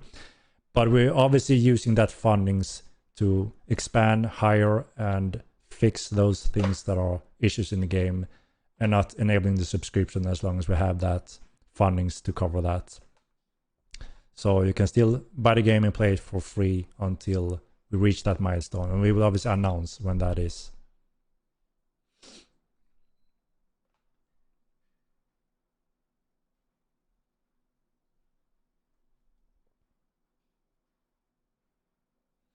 Is Modern Online 2 really a sequel to Modern 1 or just a restart? Why don't we see more signs of the conflicts in game? You can read what happened since the first game, time period wise, to the second game, and it was such a huge rebuild of the network's core structure and so many systems from the first game that we have to rebuild from scratch, that it's like a whole new game. So for us, it made sense to call it Modern 2, because it's not even comparable, even though obviously you recognize the world, the lore, even though several hundred years have passed. And we also made use of that knowledge and experience and feedback from the first game to rebuild all those systems that wasn't good enough or fun enough, and especially worked very hard on the network engine to make sure that we don't have that baseline of 500 to 800 ms and then add a distance on top of that, which made it impossible for anyone outside a certain region to PvP in melee in Mortal 9. And that's have been, greatly improved, which means now players from the whole world can actually PvP using melee without, it being completely broken as it was in the first game. So there's so many huge core rebuilds function that made it a whole new game pretty much. Just want to explore the Necro Dungeon, but the larger guilds on the server are gatekeeping the content and preventing solo players from going in. Koto, for example. Yeah, so as I mentioned when we were planning to go live with Necromancy, the new location, as I mentioned, then I'm quite sure this is going to be hotspot. It's going to be chaos and mayhem, and it will be that for quite some time. That was our expectations, and obviously that happened as well. It's been awesome to watch it and very exciting and fun, and some people go there solo, try to do some content or even PvP solo, and then obviously yes, there are and will always be larger groups as well striking hard at times, but they are not there 24/7, and slowly over time they have done all of that a lot, so they slowly obviously move away from that era or go to new locations again. So again, we got valuable experience from delivering a very awesome dungeon experience for everyone, and got amazing feedback based on that as well. But yeah, obviously we want to add more of these hotspots, so there's more options. While some may be heavily populated, there may be others that are less populated. So it will change. Give it some time, and I think there will be less struggle to go there and solo. And like I said, there will be more places like that also over time. Yeah, 93 points of interest, and really cool points of interest that adds depth and layer and different types of rewards. So you will be able to venture around in the world and run into many of these and just get deeper into the game world rewards, and you will see a story, what happened here, and you can follow that story, and holy shit, it just continues.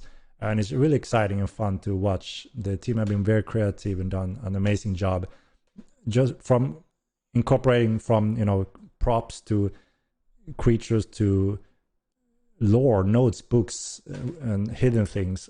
All of those components are being used.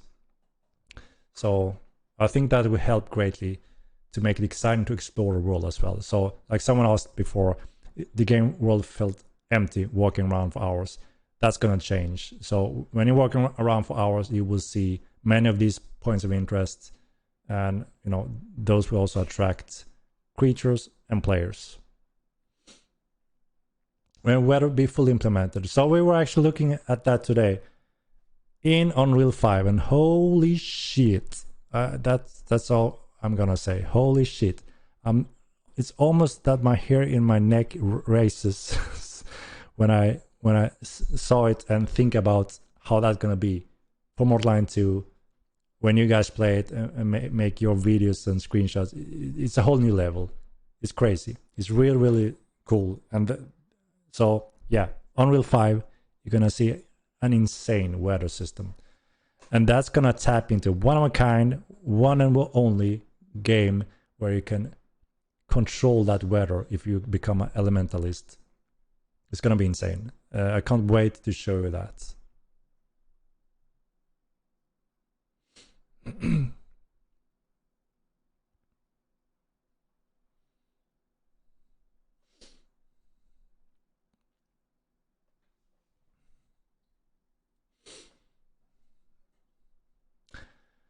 There are no real benefits being a mage. What? Of course there is. That's a vital part of the game, being a mage for many different reasons, and any group that want to be successful always need mages. And now with necromancy, you're tapping into a whole new ballpark of power when it comes to playing a mage. So finally, with necromancy, you have a lot more options, and there will be many more with the coming schools as well. Has anyone in game found augment lore yet and make items? Since the question is asked, I can't really reveal it, right? It's up to the players to reveal if they found something or not. So yeah.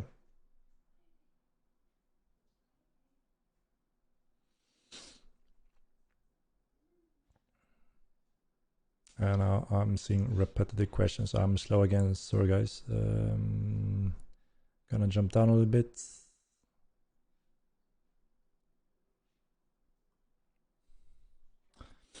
What's the top 5 critical bugs? What you'll fix first with Project Polish? So there's a few core parts where we see issues in the codes that results in bad results in the game that we are going through to fix those problems. And just to mention a few bugs that I'm sure most of you guys have experienced that is super annoying is invisible weapons. The problem that why we haven't fixed that earlier is that we were hoping that players would help us finding how to reproduce to get an invisible weapon. But out of all those thousands of players, none have been able to reproduce it. And that kind of tells us that you can't just reproduce it. There's a package, something going wrong and causes this issue. So it's been a struggle. And the less information we know, so the coders don't know where to start at first. That means we will spend a lot of time just go through things and we can waste a lot of things. So we were hoping that if we can get a replicase, that would make it 10 times more efficient. So we've been waiting a little bit on that. But yeah, it's been too long. Obviously, we can't put this on you because it's not we can't replicate it. So obviously, we need to take the decision that we need to solve it, right? And there's a few ways that we figure out how we can fix it once and for all. But we want to fix it the right way. We would like to hope to avoid putting band-aids on something like this because that could turn out in other cases or not being efficient on the server, stuff like that. So there's a few of those annoying bugs that are frustrating for devs because we can't just replicate them. As soon as we get reports from you guys and you have a perfect replicated video of it or good information, that is amazing because that means the coder can sit with it 10 minutes and then instantly know what they need to be doing to solve it. So invisible weapons, I would say, is a big one that we will fix. Ghost avatars is a very bad one as well. And what I mean with that is, you may find a player anywhere in the world and you hit him and he doesn't act. And that player is in another location. So that's also something that went very wrong on the network side, not updating correctly. So that guy that is running around, he all of a sudden gets hit and hurt and wonder what the hell is going on. Is someone hacking? What's going on? But you are actually being left as a ghost avatar in another location where someone can hit you. So obviously very bad bug. And I'm sure you guys have experienced that one sooner or later in some case. So that one, obviously, we need to fix. And then we have a lot of polish in general for AI and pets. Pets logging in, losing pets, and the GMs have to spend a lot of time on that. That's not efficient as well. So obviously, we need to make sure that that is working. So we offloaded GMs and obviously offloaded frustration for you guys to not experience those type of bugs. Namesh inside houses. So your pet can follow you in houses normally. And Namesh around houses, so pets doesn't have to take a huge detour to follow you when you go through houses. Quite annoying as well. So there's a good list of these things that are majorly affecting the player base sooner or later that I think will be awesome to have fixed once and for all. What is the current percentage of the game in Spanish? I'm not sure. Spanish is quite high when I looked at the charts before.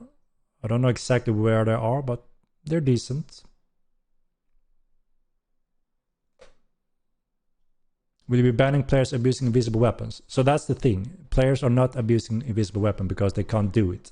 So you can be running around with an invisible weapon, hitting someone, and he's panicking, wondering what the hell is going on. And he may be reporting you for abusing invisible weapons. But that's the thing. Everyone is reporting everyone, but the thing is no one is exploiting or abusing it. It's not a bug that you can reproduce.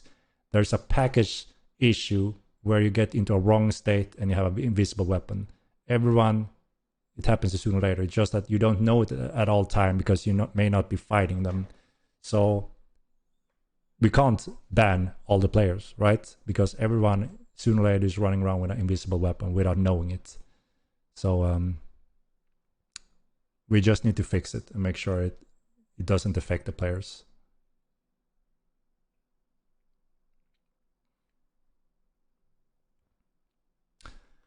How big is the map? How big was it again?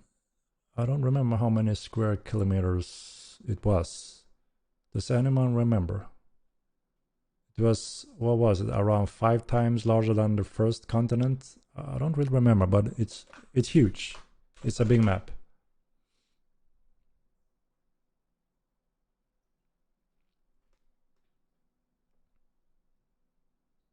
Yeah, 384, that sounds accurate.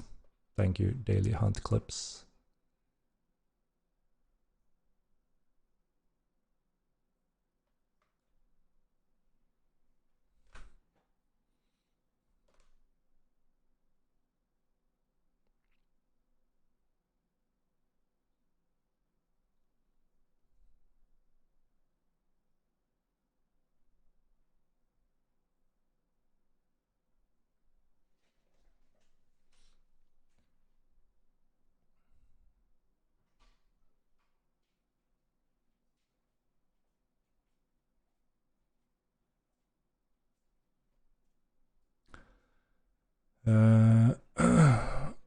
Shall we do the giveaway, by the way, before I forget? Let me find that one.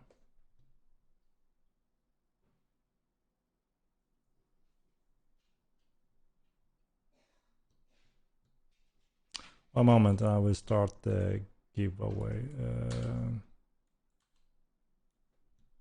All right, let's do the giveaway. Explanation mark MO2 to participate. Go for it, guys.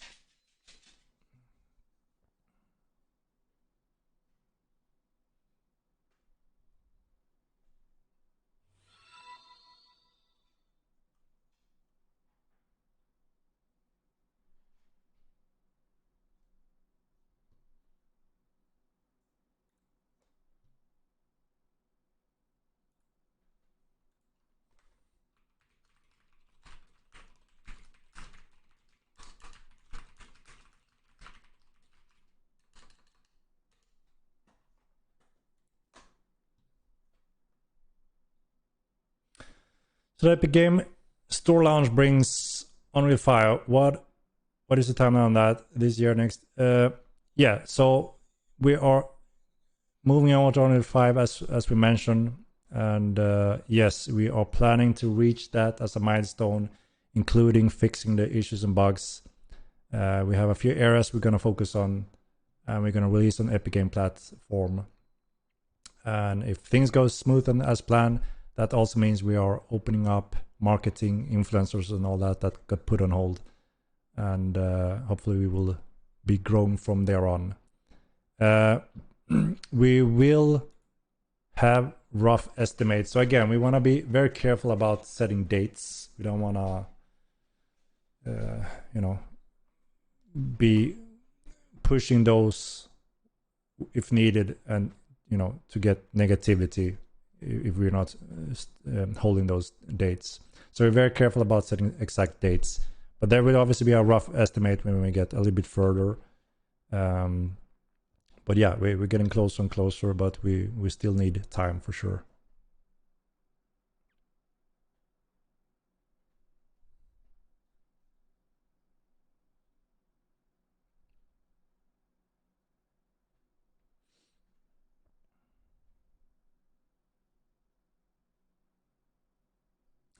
Tell me when you'll start kicking players out of heaven.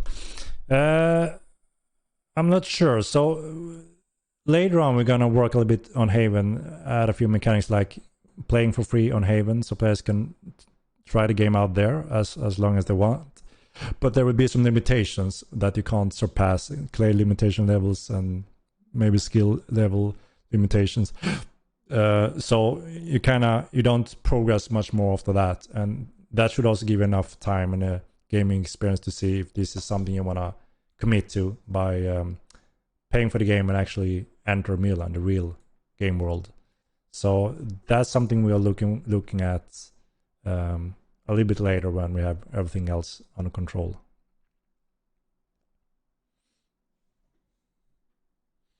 Have you guys ever considered to add balloons or airships as a drivable vehicle? So since there are a lot of focus and will be even more so over time on sieging, walls, defense, and all that, we need to be careful how some mechanics may completely override some of those functions, such as flying mounts and vehicles.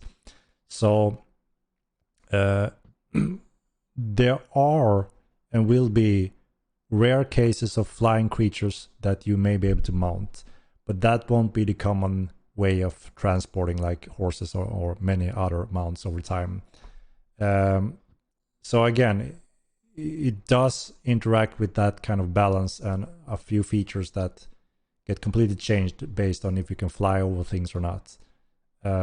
So right now we have no plans to build such vehicles, but there are things, like I said, some flying creatures, some magic in a way that are touching this area.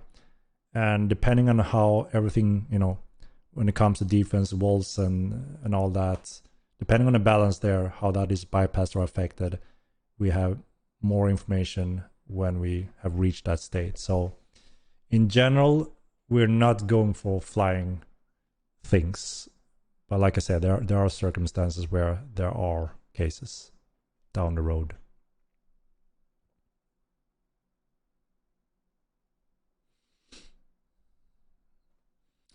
Yeah, pulsars are getting a small buff. I don't know when, but yeah, we have identified that pulsars are still underperforming and are not a good option for most players.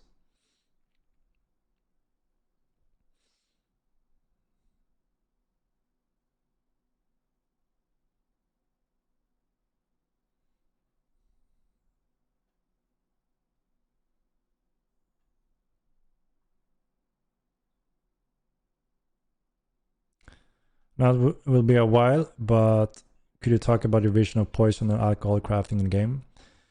So yeah, as you may have noticed, there are different stats on pretty much all ingredients in the games when you do alchemy or cooking. Poisoning, alcohol is two of those. So obviously you will be able to do, beer and drinks like that with high alcohol levels, and we plan to add some effects on that makes sense. And in some cases that could be a bonus effect for a short period of time for some of the drugs, while then there may be some side effects afterwards. So we plan to expand that for sure over time. And yes, poisoning, there are many types of poisoning in the game, from long over time slow ticks to instant rush of poisoning. A lot of different poison that you can already discover. But yes, it won't shine fully until you have the poisoning skills, and they also tie to the assassin skill professions. So when we do add that, you will be able to refine that poison and apply it to certain things and have an efficiency behind that poison. So obviously, applying poison to weapons, daggers would be most suitable and have best effect for this. And depending on your skills and potion and what kind of poison you're making, the poison will have different types of effects. So we have a sets of skills tied to this, especially poison, that we will add somewhere down the road as well. Again, I don't know in what order it will be, but it's on the list. So there will be a new way. Obviously, this works both in PvE and PvP.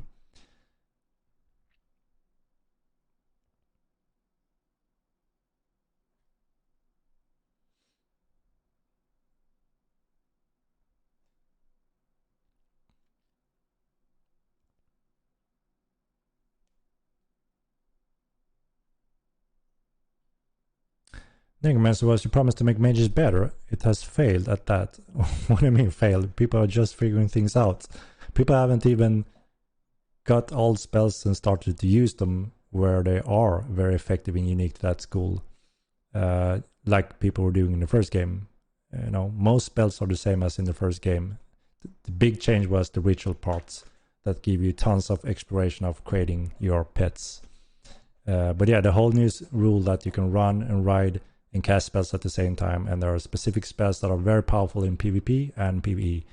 So yeah, it's a whole new ballpark for mages, solo or group play, and very tactical spells also. And it's very cool to see some of those spells being used now in the fields. That is really exciting. So in a few months, I'm sure there will be heavily used and more thought out tactics how they use them when more people can access them.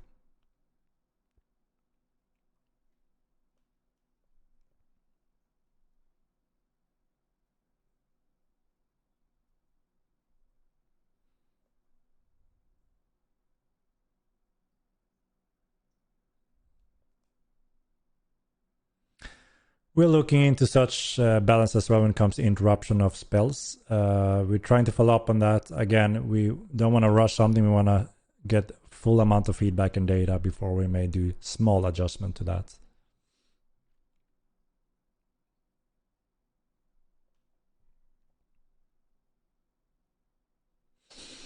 Great to hear about pole stores. I really enjoy them, but they didn't seem worth the 200 points investment into experience stores. Yeah, the general feedback we have on them, and that we also can see, is that they are not greatly used. They are cool and some people like them, but they are underperforming for sure compared to most other weapon groups. So we plan to adjust some of those weapons that we see no one is barely using at all.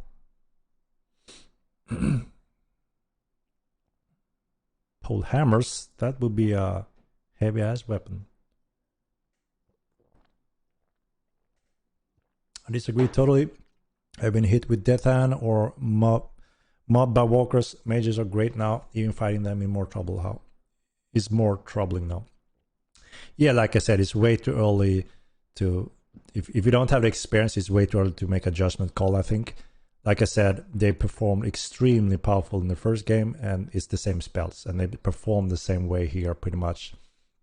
Just that you have more mob summon and ritual control and variations that we lacked in the first game. So overall a great improvement, and for sure a lot of mage options along with necro school.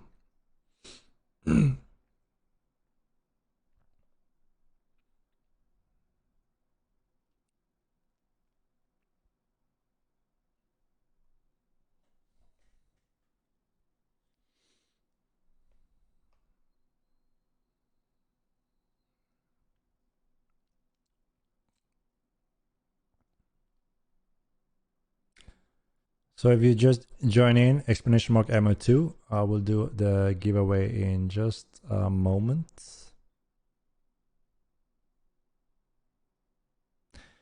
Can you expect improvement additions to bounty hunting during project polish? Yeah, like I mentioned before, I commented on that question. Now when we see that there's, room and the bounty system works, there's some fun around that. A lot of people have been playing around with it. But yes, now we need to expand on it in terms of obviously being able to use the coins, spend them in a interesting way, and also refine the rules of setup, how to do the bounties, and to have some options there to make it even better and more fun.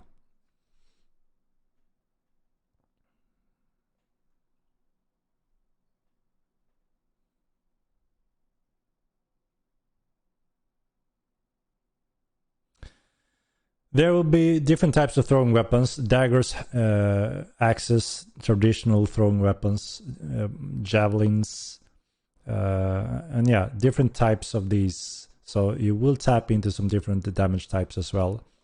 Some of them will have better range, obviously. Some will have less range, and also it ties to your stats in a way.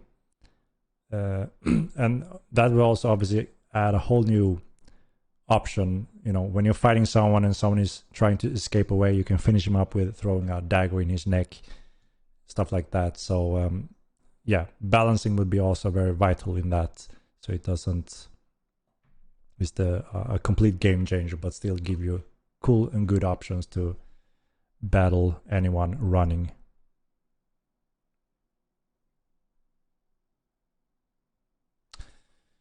So Rob, congrats on the batch. I didn't have much interest in necromancy, but now that it's out, I've changed one of my characters to be necromancer.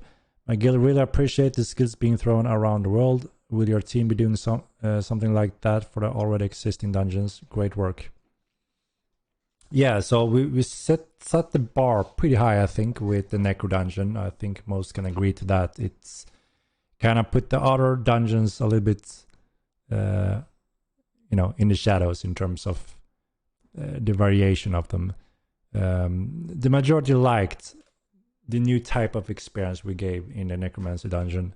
So it's not just the classic go there and fight a few mobs, and it gets more difficulty mobs. And obviously we want to continue push that bar, and also along with other features and magic schools that will also be continue being kept pushed forward as good as we can. And then obviously we will be able to reuse some of these functions where it fits and makes sense in current dungeons as well.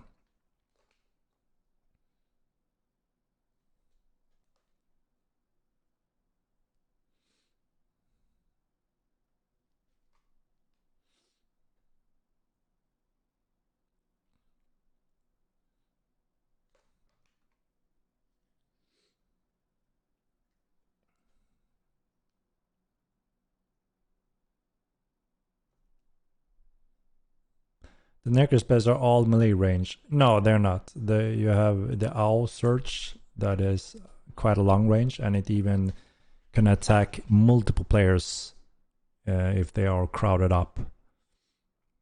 It's a good choke points spell for sure as well.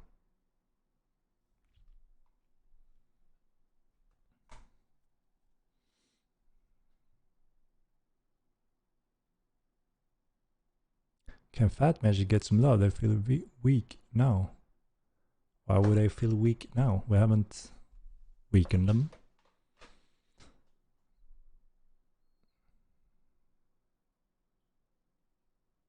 No, throwing weapons is action skills.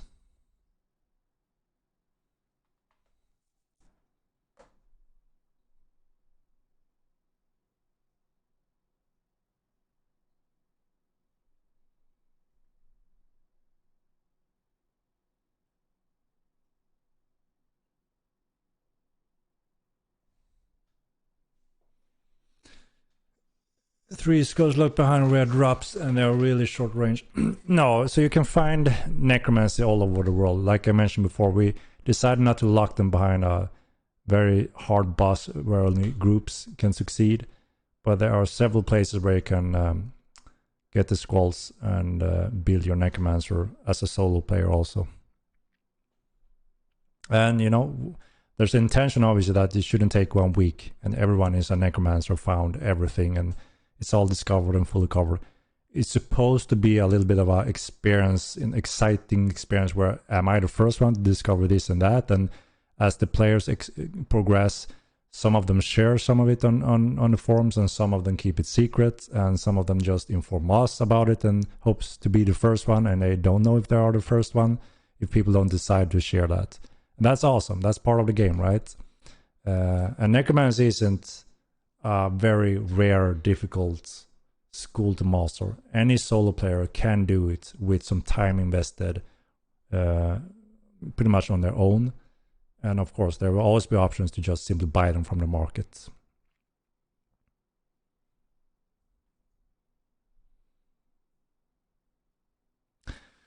So you have to do necromancer to do decent damage as a mage. No, at all. Ecumenical have some of the highest burst damage spells. The first basic school, you can do quite some high damage output in one short burst as an ecumenical mage. It's just that now you have multiple options of tactical spells that can be used in groups, solo, ranged, non-ranged, running at the same time. If as the new rule for necromancy. So now we are slowly offering a lot more options that is very fun and exciting options for those that are interested in playing as a mage, if they want to mix them or whatever they want to pick from the schools.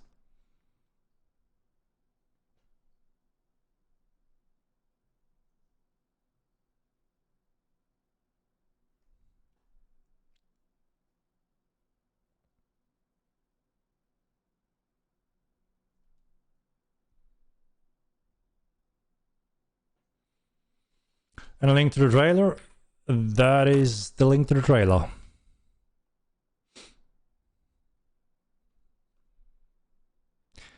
Yes, we have looked into giving bonuses when you're actually traveling on a road. And I hope that we can add that anytime soon in the future. I can't say when, but yes, that is something we plan to do. What big is the map? The size is 384 square kilometers, so it's a huge continent.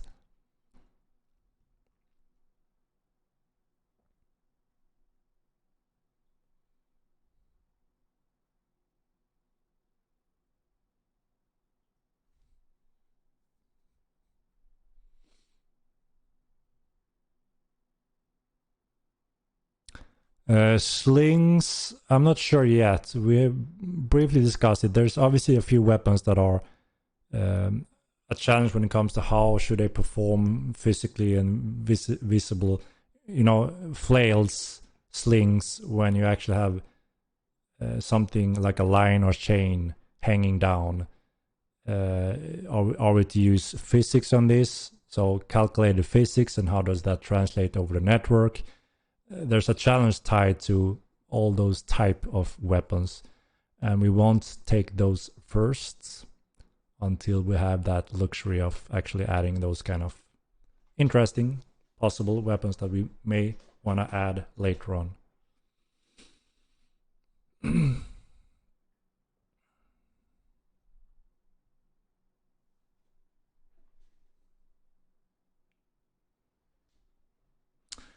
So explanation mark MO2 to participate in the giveaway if you tune in, and I'm gonna pull it in like 1 minute.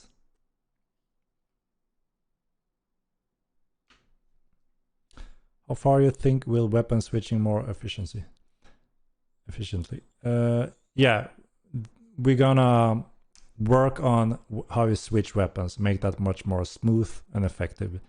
That is one of the feedback that we also agree on. It feels a little clunky to make that switch. So we will do some work there for sure.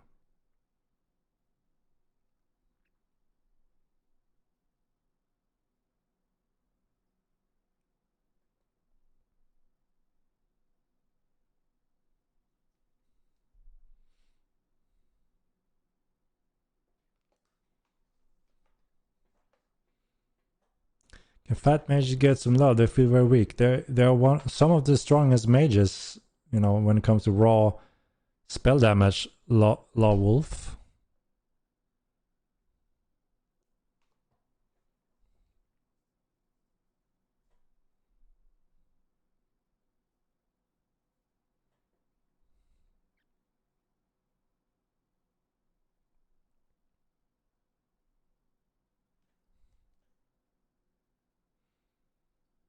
When we neutral drop, I have showed it, and here's a link to it again. You can watch it on the YouTube.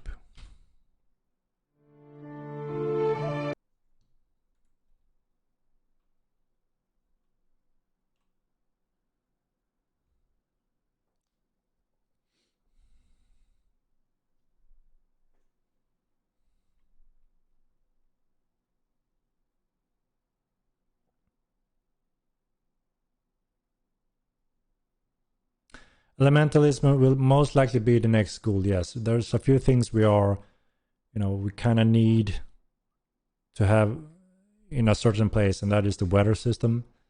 And like, as I mentioned before, we have a solution now for a most amazing weather system ever. But we have that along with Unreal Engine 5.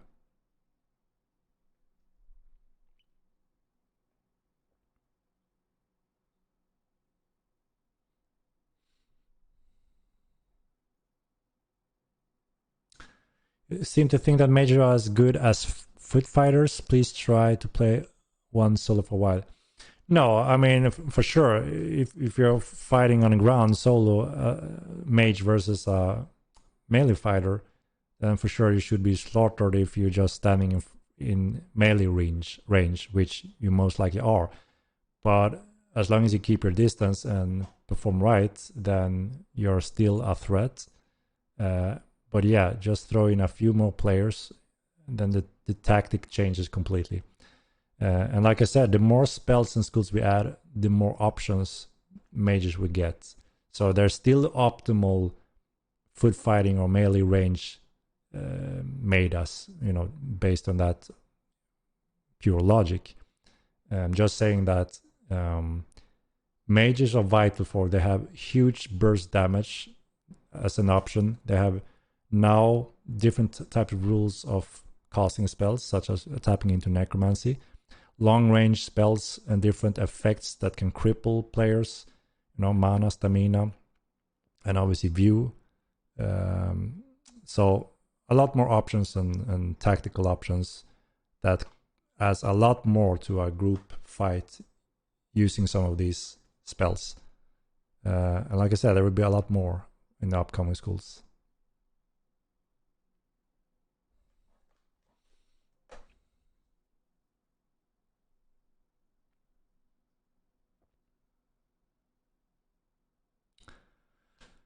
We consider adding the MO1 help chat timer back in. Yeah. We are looking into how we're gonna clean that up and keep that under control as well.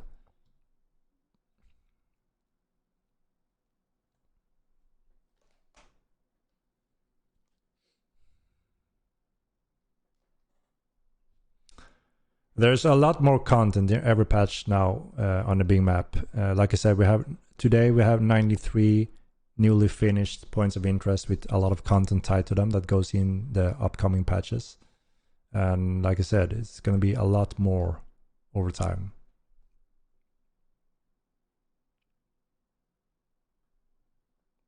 Yeah, we're gonna publish the trailer now when we have decided to show it. I just made a sneak peek on it today now, and we're gonna push it live everywhere in a few hours as well.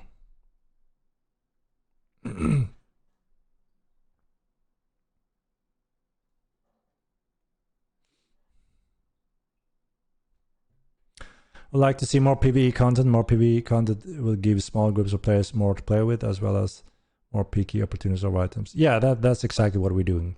So the necromancy dungeon was a huge success, and that brought insane amount of hotspots for everyone.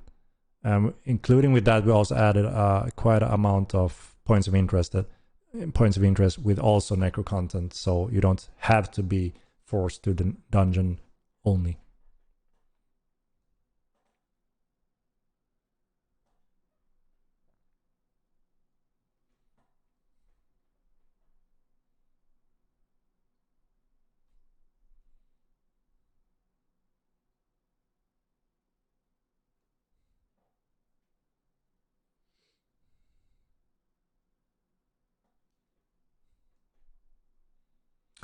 Explanation mark MO2. In a few seconds, I'm rolling it.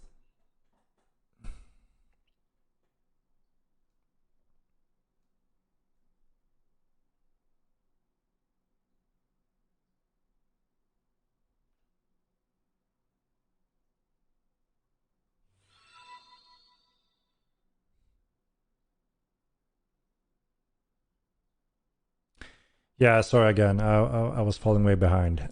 So I'm trying to jump down again. Yeah, shit, I was way behind.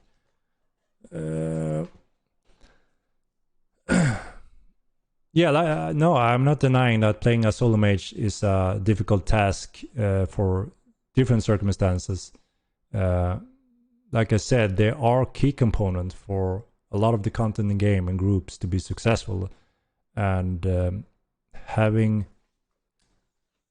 being the mage in a small group, you're still extremely important and have a fun role to fulfill. And I'm saying that with Necro, you are doubling your efficiency and options and tactical grounds for PvE and PvP. So it's an important milestone to have the 3 magic schools in the game now for anyone that are interested in playing a mage.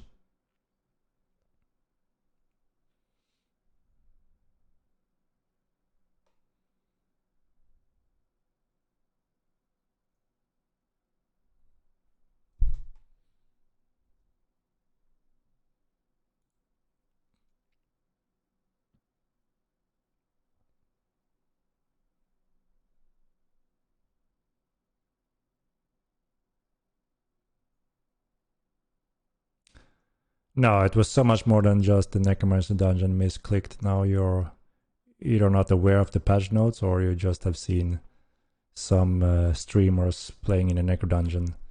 Huge list of polish and bug fixes and multiple content and areas on top of the magic school and the dungeon, and new boss types, new mechanics, new loot tables, new lore system, book note system, trap systems, puzzle systems, shitload of content that can be utilized in any upcoming feature and dungeon as well. So huge milestone with the Necro patch.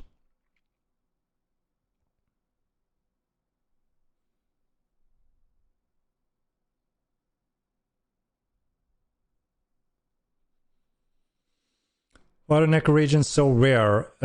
Yeah, that is something we are following up on, tweaking those numbers for sure in the upcoming patches. We did some tweaks already in this latest one, and we'll follow up on that as well, along with the new interest points as well that will also bring some of these options. How do you feel about the current state of necromancy and trinkets? I think it's an awesome state, and that's also what the feedback is telling us, so I'm very happy with that.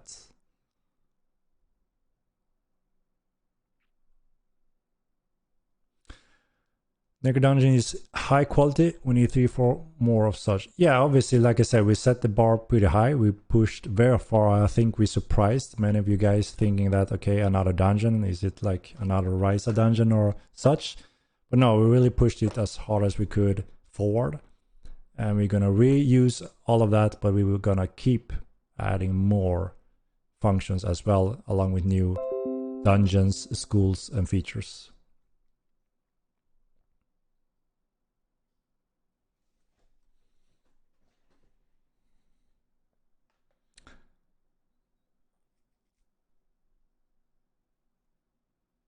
All right, it's giveaway time. Almost forgot about it.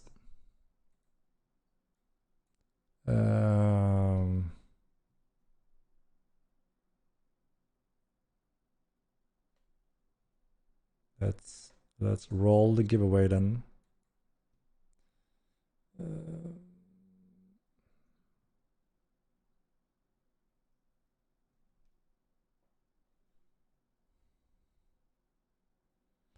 Yeah, we're not done with the horse stamina usage balance yet. We're taking slow but steady steps, so you can expect additional tweaks there. Where the hell do I have?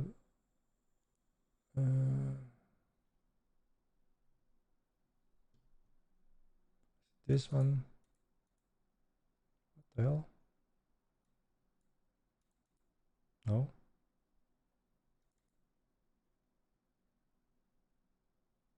Why is that not? Okay. All right, here we go. Good luck, everyone. I'm rolling the giveaway.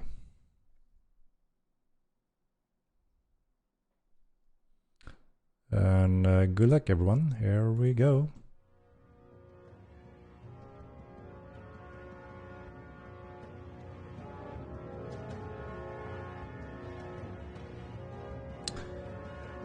It is time.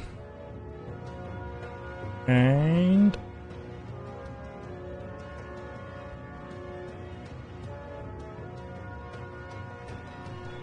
Congratulations, Candy Ink.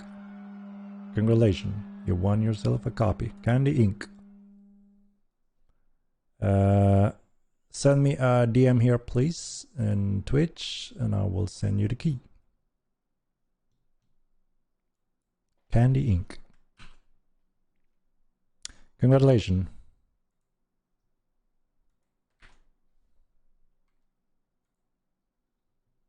Are you here, Candy Ink?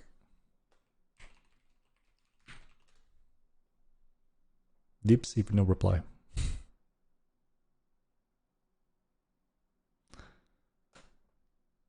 All right.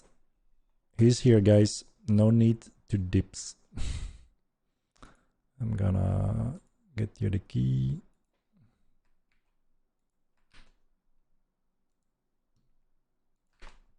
Congratulations, Kenny Inc. Are you a new player or a veteran?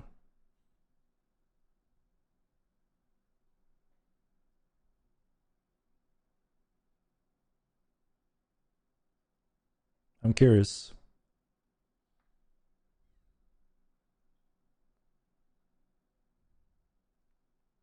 Since launch, so whatever that means. Indeed, indeed. So, not too new, right? Not too new. You learned the way, I'm sure. Awesome. I mean, we have different types of veterans, right? The old veterans start from the old game, obviously, many years back. Playing the old Mortal.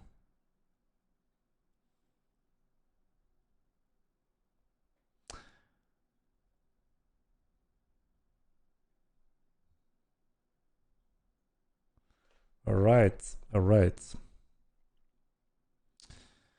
I'm cooking up, guys. It's still almost 30 degrees in here, and my computer is also extremely hot.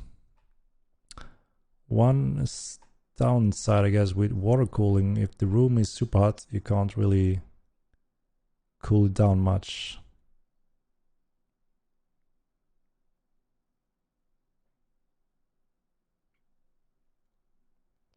Yeah, no, there won't be a game wipe, and that's completely unnecessary. No reason to wipe. We will only lose old-time players and customers that are simply not engaging that much either on Discord, but they're playing the game, enjoying the game. What we do wipe, however, is cheaters, people that don't behave the rules. There's been dupes. We are wiping those accounts and those items. That's when we spend a lot of time. Unfortunately, we have to spend a lot of time on this every week, but it's necessary, and this won't stop. Even though we wipe the game, we have to do this again. We need to keep battling those that can't behave or follow the rules or want to do bad stuff. So a wipe would just, make our word means nothing, because we promise that this is what we want to deliver and what we need to follow, and that people can trust that, and that, even though we wipe, there will be most likely cases of cheaters, because that's how online game works. They develop things and we battle that, and that's a never-ending progress of battle, and it's the same for every single MMO game out there, and we have to do that as well. So we have to spend a lot of our resources into that area, which means we have to keep doing that to keep the game fair and correct. So those that are interested and enjoy the game can continue playing it fair, as it should be, fair game for everyone, and those that don't will be booted and wiped. So yeah, that's pretty much that on that topic. So we'll be just stupid to wipe, because what happens next time when people cheat and people think that there are dupes in the game, even though we remove them, and they will demand another wipe. It will never end. This is not the first journey we're doing this, right? We have 16 years of experience.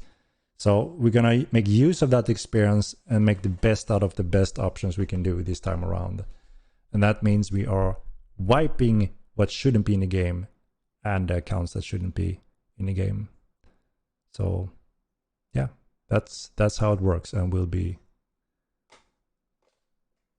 working.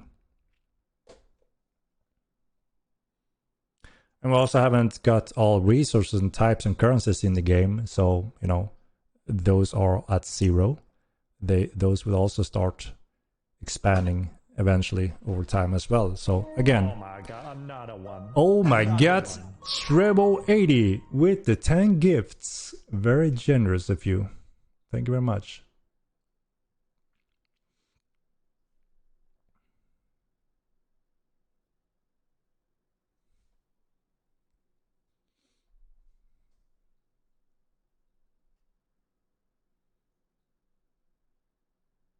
Oh my god, another one.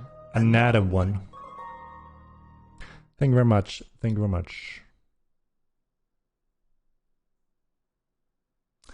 We are fixing the game. Thank you, Crimson. As we mentioned and stated and published everywhere, we are entering the focused, polished bug fixing state. So yes, thank you. We are already ahead of you. Oh my god, another one. Another one.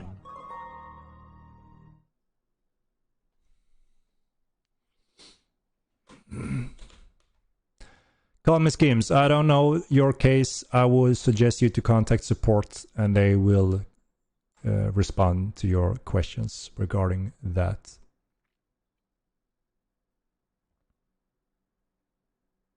Oh my god, another one. Miss Click, yeah, we respect your opinion for sure. We heard you the first time and I just shared our experience and data on it, what makes sense and what's not. So yeah, thank you.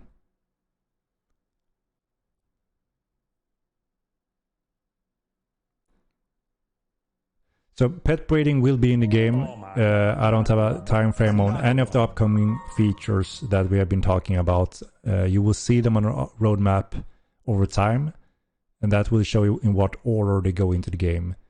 There are a few things we are tweaking and changing from the breeding system compared to the first game, and that ties to balancing, to not just, you know, remove tamers. So there's room for breeding, but we will tweak it a little bit compared to the first game.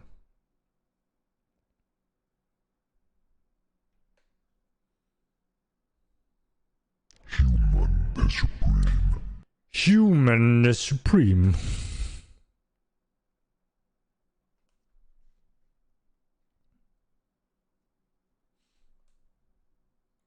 Oh my god, another one. Another one. And that's also interesting, right? You know, it's easy to think that this is all our players are active, they're communicating here in the Twitch and on Discord and the forums, but in reality, the majority of players that are actually playing on a daily basis are not writing at all on those forums. They simply don't do it for any reason. And then, of course, we have those that are super active in these different communities and are always making a loud voice and expressing what everyone thinks or not, you know. And it's interesting. So obviously, we also need to make sure that we need to look at the full picture. What does every player's, you know, how did the player base experience this and that, and what works, what doesn't work in the bigger picture, rather than a, you know, smaller group being very loud or so. And it's very important that we use the correct data and feedback to see what's actually going on in the game. So we have built a lot of tools for that as well. So obviously, if we have like absolute majority are doing this and that, playing by the rules, enjoying the game, and committed insane amount of hours to the game, we have a very high ratio in time invested compared to most other games when we're looking at the Steam stats that we have access to. Obviously, giving them the middle finger saying we wouldn't wipe and we're wiping, we are losing that player base that are very into the game, very happy customers, and you know, they are spending a lot of time in the game. They will stop playing if we would do that, for instance. So like we said many times, that is why we need to spend all our resources and time on removing cheaters and foul play from the game rather than punishing everyone. And that's exactly what we're doing. That's also we're trying to be as transparent as possible in making updates that we're banning these accounts for these reasons, and we're updating the rules to make it very clear for everyone to understand and know what is not allowed to do in the game and what's allowed to do in the game, so you can avoid risking your account as well.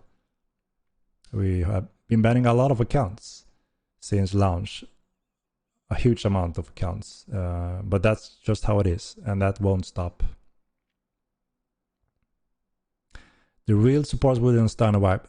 That's exactly what I said. The real supporters that are paying for the game, enjoying the game, and spending thousands of hours, they will quit if we wipe the game. And there's no reason to wipe the game, and I just explain it in great detail, so you understand that and can, you know, kind of understand why that is a better option for us.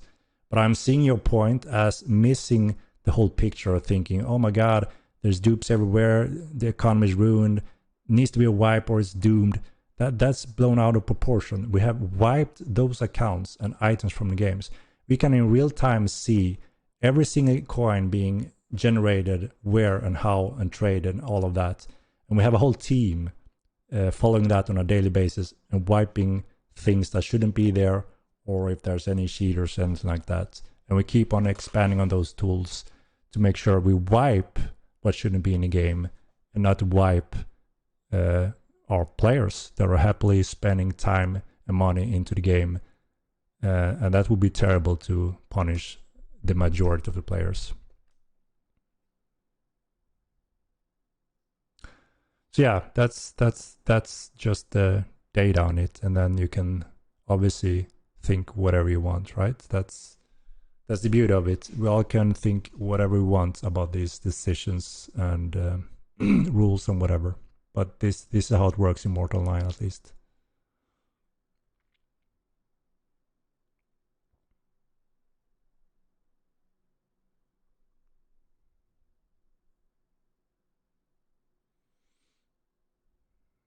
Unreal 5 doesn't really help with battling cheaters. This is a battle every single online game has in the world.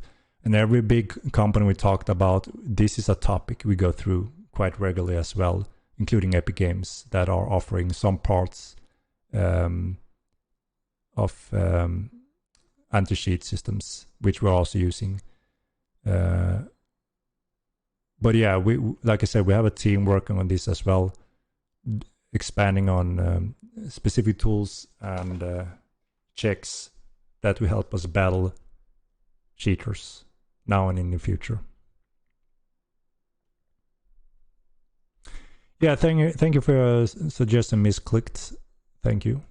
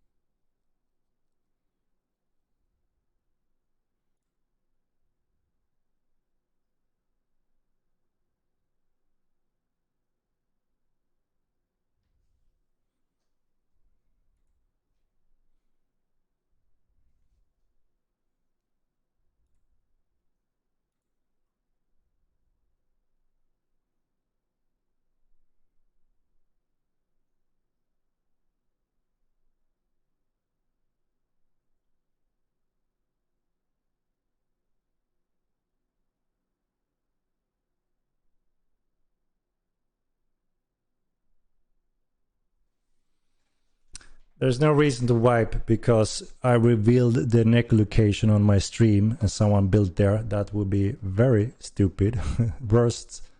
Probably the worst reason to wipe. So, and the other reasons I already responded to. So, no, there's no good reason to wipe at this point. And like I said, we haven't got to all of the currencies yet. So there's a lot to be added in the game that start from zero. And TC haven't even begun yet, for this reason as well.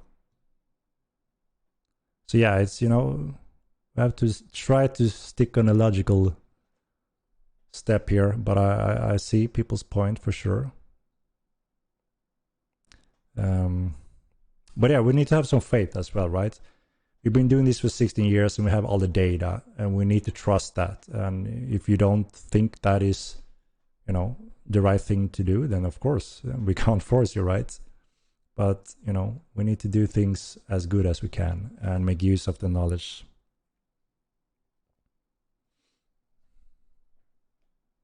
There will be no wipe. We wipe cheaters. That's what we wipe. If we wipe now, we just shut down a huge portion of our population that actually are enjoying the game and want to play fair and spend all the time. Many people think that their time is valuable. So if they spend hundreds, even 1,000 hours into a game project that they invested in, and they don't take easily just saying, no, all that gone. That obviously means we're losing all those players that are committed and are serious players in the game. But yeah, I get it. There are some people that want to wipe for various reasons, but those reasons do not outperform the reason to not wipe, and that's just how it is.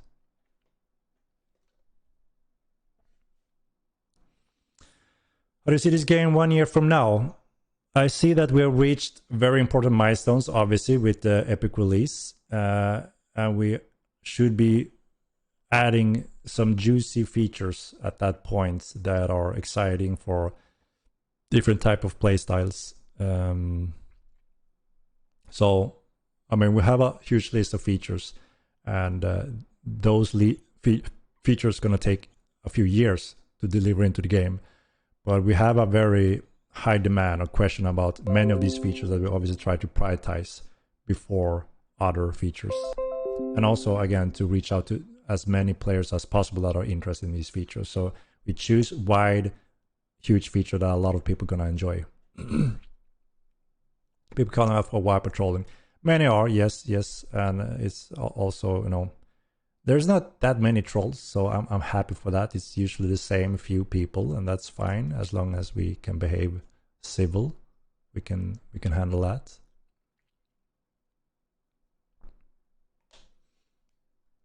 But yeah, the first big milestone is obviously, like I said, reaching that state when we release on Epic Game Store and start all the influencers marketing campaigns again that we paused on day one. And reviews and feedback have been just growing and being more and more positive. So it's awesome to see a big leap forward with Necromancy patch. A lot of positive reviews went into Steam, went up to close to 80%, which is amazing. We were at 82 around that during the stress test and beta phase, so we're getting back to that, and understandable. So having that chaotic release with a lot of failure parts obviously pull down the rates, but seeing us going back to that 80% rate is just awesome. That is a more fair view on the actual gameplay experience. But now we need to make sure that there's polish and no bugs anymore, first of all.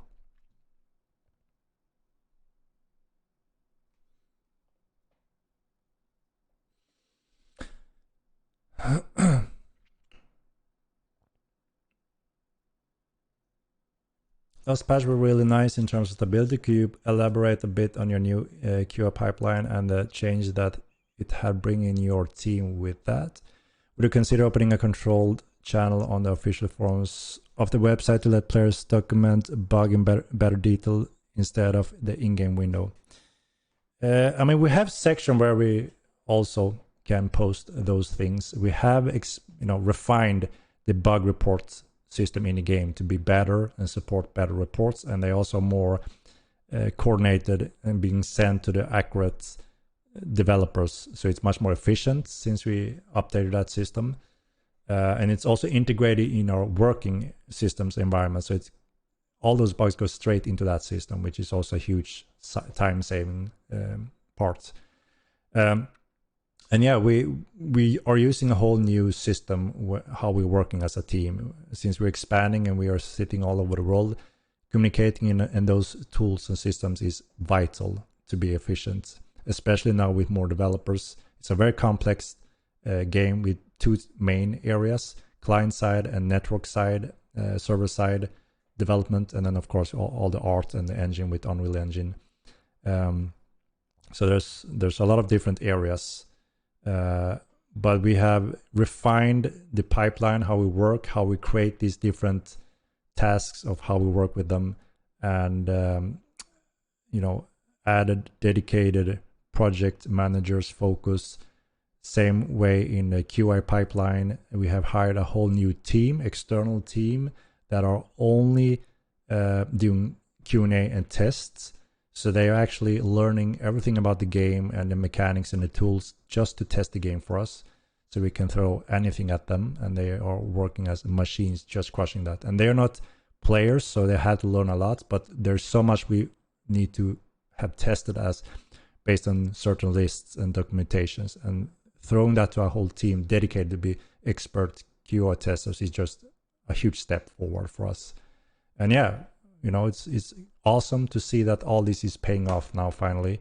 The Necromancer patch was one of that big step forward, utilizing all this, and now we are 100% on this system line of working from every patch moving forward. And we just, again, refining, also we're evaluating what can we still improve, what worked well, what didn't work as well, along with the Necro work we did, and trying to refine that moving forward even more for upcoming patches. And things have been moving forward greatly, I think. So I'm very happy to see that, and the team is feeling that also. Obviously, hearing your feedback, the team gets a lot more motivated again. Also, feeling excited for the future. So I think that's super important. That's been a very important step that we have to transition into.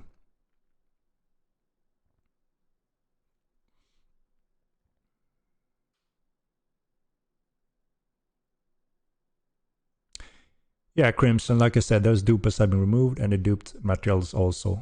Like I said, weekly work. The team doesn't stop. So, it doesn't matter how many times you say that there's been dupe in the game. And I guess it doesn't matter how many times I say we already removed it and those are banned. People will think whatever they want to, right? Year 5 this year, that is a plan, yes.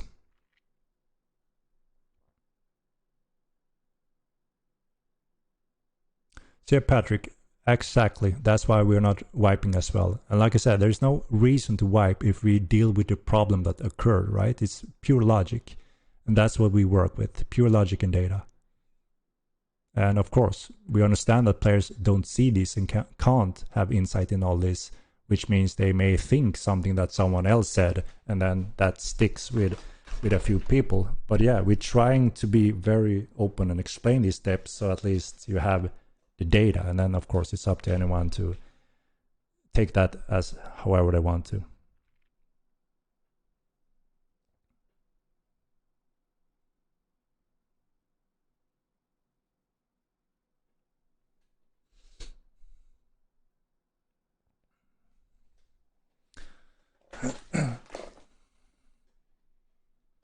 Wipes every 12 months. No, this is not the type of game where you redo everything like those games that have seizures and such. This is a persistent game that's gonna run for over 10 years, just like the first game, even more. This may run until I retire, hopefully, and there will be new content and features, skills, everything over the years to come. As long as there's an interest and player base supporting that, that's what the money gets reinvested into. And that wouldn't make sense to wipe something that have taken you 10 years to build, or 1 year to build, 2 years to build. You finally reach that or found that or discover that new thing, wipe. That would be horrible for this type of game.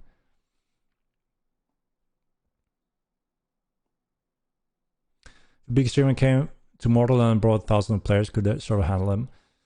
So that's a little bit what happened during the release, right? We run into many several issues, which made us, hire network experts to help us, and we have been working day and night to recover from that and get that into place. And since then, we have continued that work. That haven't stopped. So even though when we do these patches we've been doing now with a lot of content and Necro patch and all that, in almost every of those single patches, there's also huge improvement and additions on the server side. And that is because we know that we need to be able to support more players the next time we open up the gates.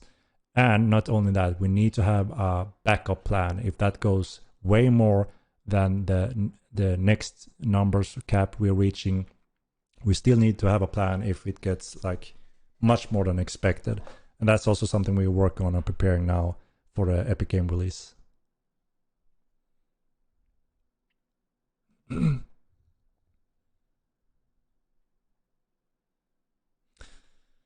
Cool. We are rooting for you guys, and thank you for taking the time, staying up, and hanging with us. Sure, Soul Reaver. It's a pleasure to hang out with our community and players.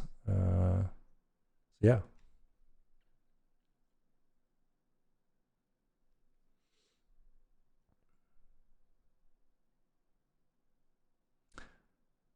I don't think a person on Epic Launch will react when Hotline 2 pop up on their page. Do you think they will ignore the fact of being out 1 year? No, like, you know, there's many games. Did you see, what was it? What was the name again? You know, like Lost Ark, you know, releasing the game, what was like 2, 3, 4 years after release. They released in another region. And like I said, there's every year there's new content in Mortal 9 that is from scratch. So there's always a new race. Just look at Necropatch. Everyone was racing to that, figuring things out, solving things, and had a blast. That is Mortal 9. It will keep offering those things and features every single year.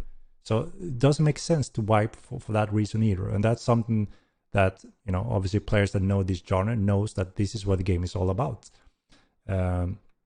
This month, this new feature or whatever is released. Next month, it may be a continent, or next month it's a new profession, new weapon types, new package for TC mechanics, new siege machineries, new wagon types, the ship systems.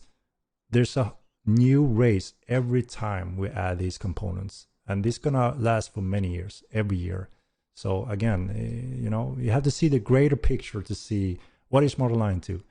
And this trailer we just released tries to explain that a little bit as well.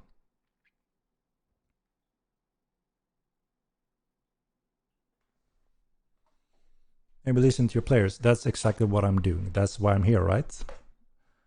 I'm here to talk with our player base, even though, like I said, it is just a fraction that is choosing to be active here and, you know, talk and be public. Many people want to stay in the shadows and just play the game.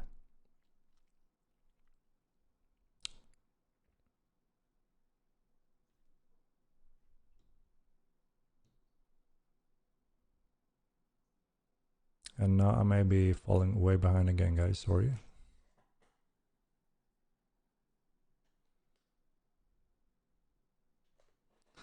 One of those Chinese gold stars still 100,000 golds. Yeah, so that's the thing. So this was happened as well in the first game. So we got someone obviously finding it the first day it get public. Some player that, you know, cares and want to help or whatever.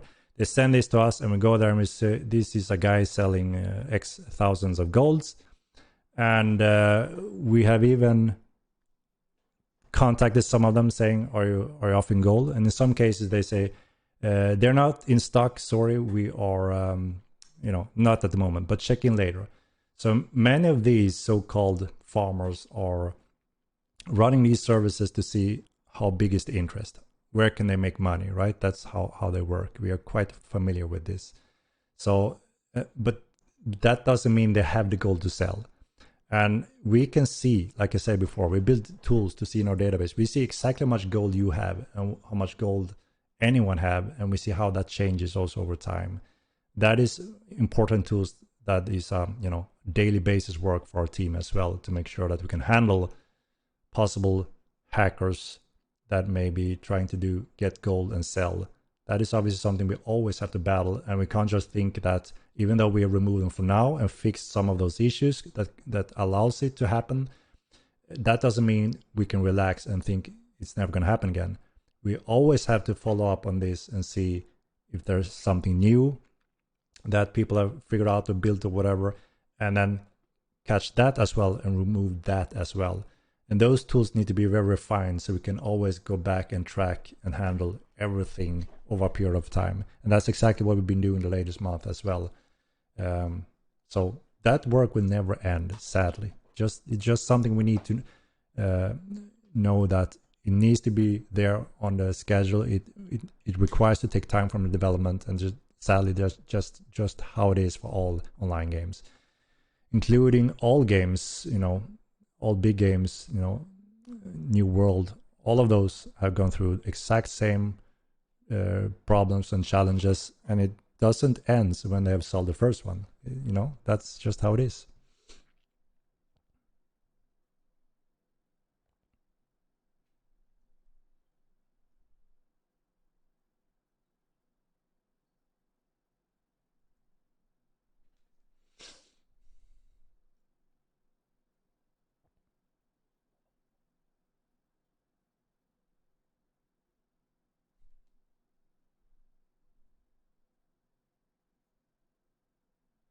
Yeah, of course. Blizzard, World of Warcraft, all of the online games have the same challenges and issues through over the years. And there's not just a golden day, bam, it's all done. It can never happen again. There's always a constant battle between hackers and people that are, criminals that will always continue to try to battle and find new ways against all of these online games.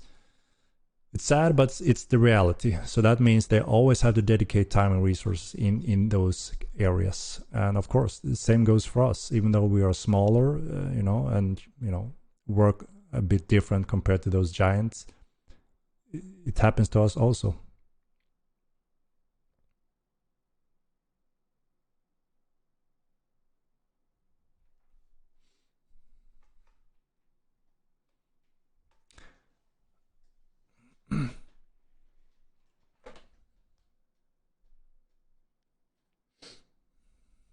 Yeah, we got a lot of cool streamers when we entered the stress test, and many of them became partners, and got a huge influx of viewers and followers due to a lot of people who are interested to see what Mortal Line is all about. Some of the big streamers also picked it up, and we're happy to support our streamers, boosting their into partnership also, and we will get back to that extreme or higher level when we do the epic release, pushing that to a whole new gear level, trying to promote them also with the different Twitch drop promotion programs and such.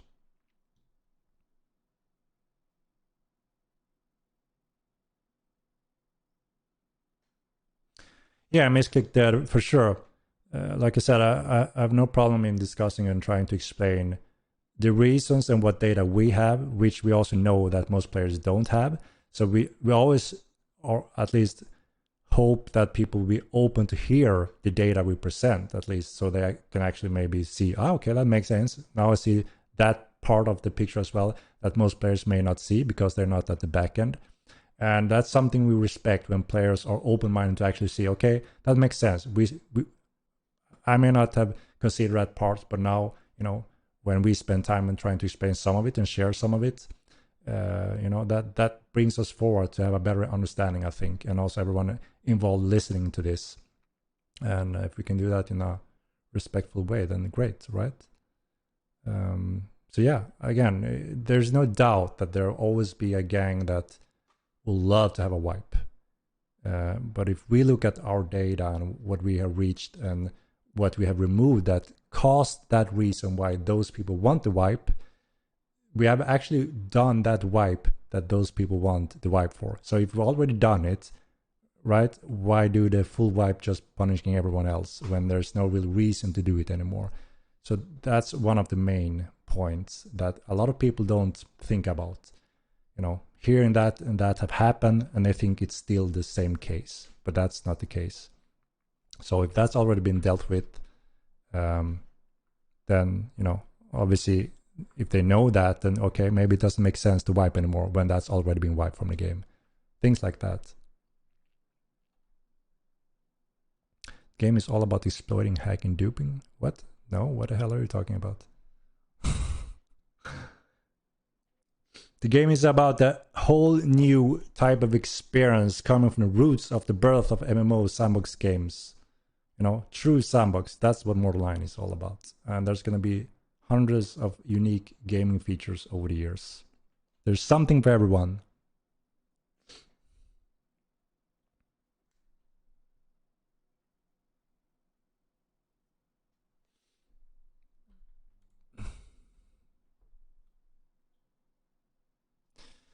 So there's a Steam chart that gave a rough indication of the trend moving on the game. They are missing regions of players. I don't know why and which regions. And so it's always a shortage of that. But you can see the trend for sure. And I get a rough estimate. But yeah, it doesn't cover all the players.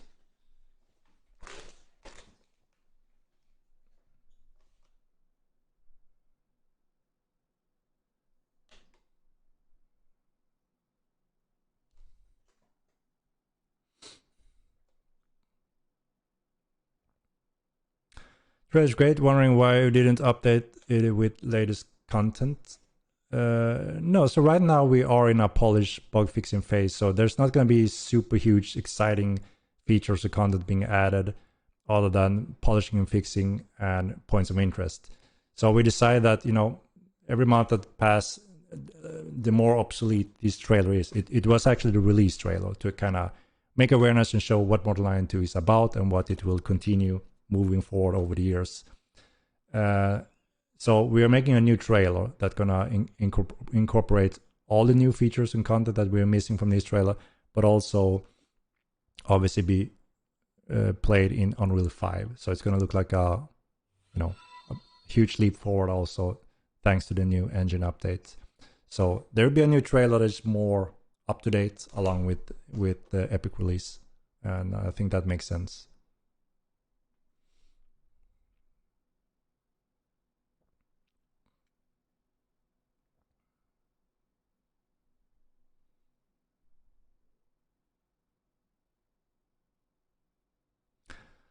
I mean, there are some interesting, funny stats in the game that we could share. We did that a little bit in the first game. I don't know if you remember and if you've seen when we saved all the death locations in the world since we started Mortal 1.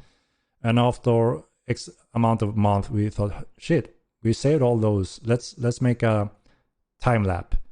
So we saved all those death points, just painted them out on a empty void, and it was so many death spots that it created a heavy detailed 3D map of the freaking whole continent. And that video is out there on our Mortal YouTube channel.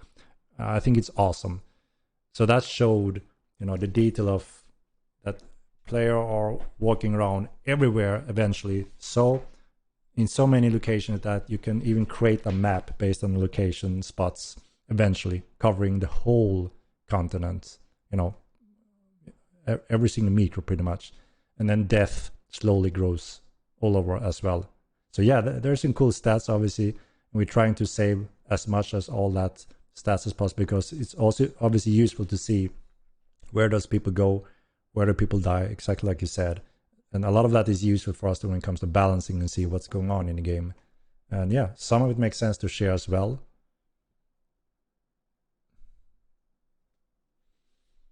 How do you plan on growing your player base? So just like we said before, so action speaks louder than words, right? So obviously with the rough release, it's understandable that there are some people that are disappointed with the release chaos, and they may not trust our words anymore. So like I said, we need to deliver and let the game speak for itself.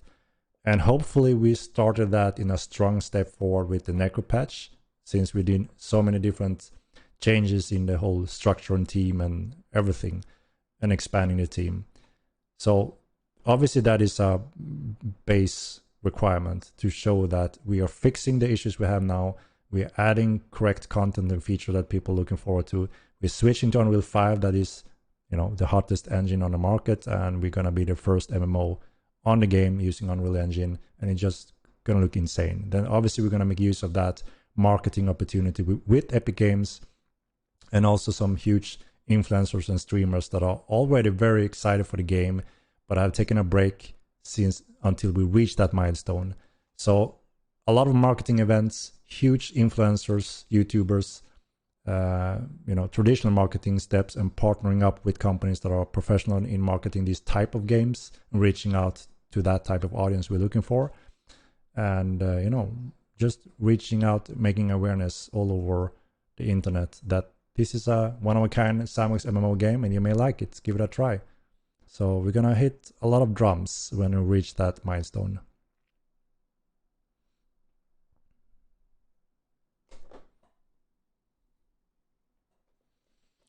And I said only 2 guys get partner streaming mostly too. All right, that is awesome. I'm happy for Pizza Guy and G45. They have been streaming a ton and they are cool guys. And yeah, so there's partner and there's what is the other step before partner? I don't remember the different steps.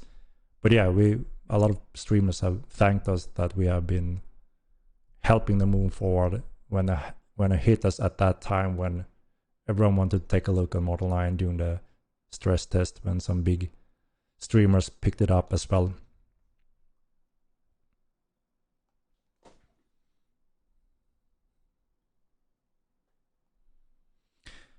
No, there are a few more cases where you can run and cast Nihilis.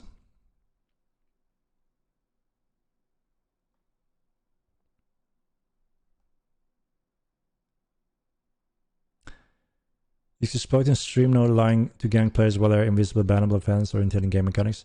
Obviously, it's no intended mechanic if you're invisible and can hit someone. The problem is that players that report no lines are actually reporting level streaming lines. So that's been a confusing part since day one. I don't know who started the trend that say blaming the no lines for everything, and that became the meta for everything.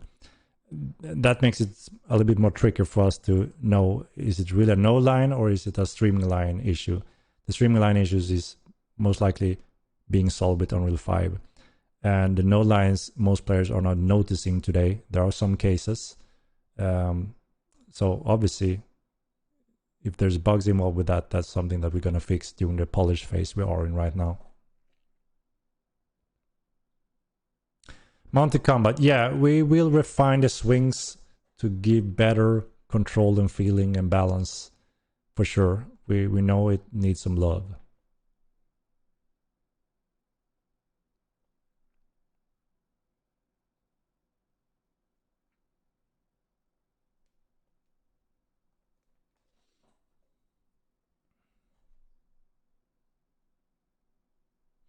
The Hodu, yeah, as I mentioned before, when it comes to stats, there are some things that we could share with the public, yes.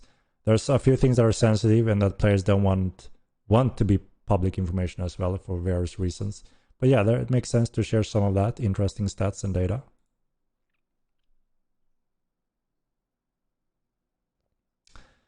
Again, I don't agree that there's a new interest for new players to pick up the game when we haven't reached that state when the new players want to pick up the game. You see what makes sense here, right? So they want to start playing the game when there are certain features or steps in the game. They are not yet in the game. So if we wipe now, they will still not play the game. When those feature enters the game, that's when they're going to start playing the game. And everyone starts on the same square. Obviously, if they haven't built a character and build any currency that they need to build some of that, then they are a little bit behind. But like I said, there are currencies that they will need for new features that are not in the game today. So no matter how long you played it and how much gold you have in your bank, it doesn't matter. You won't be able to buy and access those features in certain areas due to you don't have the currency yet because we haven't patched that part yet. So again, misclicked. I'm trying to explain that there's so many different layers of when players want to play the game. And the majority don't care about that. Some players have been playing this for X amount of months and have a lot of gold in their bank. It doesn't matter. They don't care. And they can't tap into most of the features, even TC, with that gold. They need a new currency, new types as well. And that will be patched when we reach a certain milestone. That's when a lot of players come back to the game and a lot of players want to start playing the game. And then on a daily basis, the majority of players that buy the game today, they don't give a crap about who's playing it, what they're doing, and how far they are. They just want to buy the game, play the game, and see if it's something they enjoy. Then they don't give a crap about how long you have played the game. So there's a misunderstanding here also that everyone is listening to each other and know the same thing and think the same thing. That's completely false. Like I said, we have players that buy the game on a daily basis in a quite high numbers, and they don't give a F about anyone else playing. They just want to make sure that obviously it's fair gameplay, there's no hackers running around killing them, and that, you know, the game functions, there's no bugs, and it's enjoyable. And that's what we're focusing on now, making sure that it's polished and it gives these players a good chance to see that, okay, this is a game they want to keep on playing.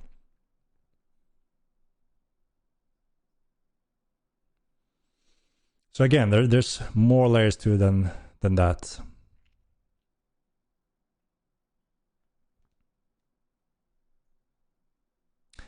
Again, you can trust Steam data if you want to, but it does not cover all the players 100%. It's quite a difference.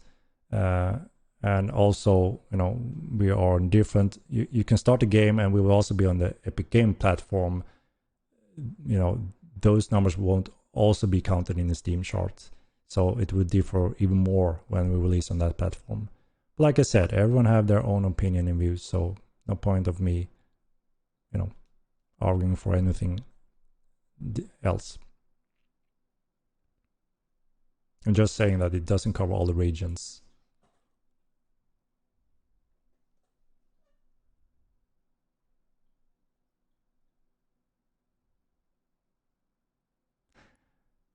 Epic Games release plan for after Unreal 5. So Unreal 5, and then we plan to do the Epic release. It's, you know, the same milestone pretty much.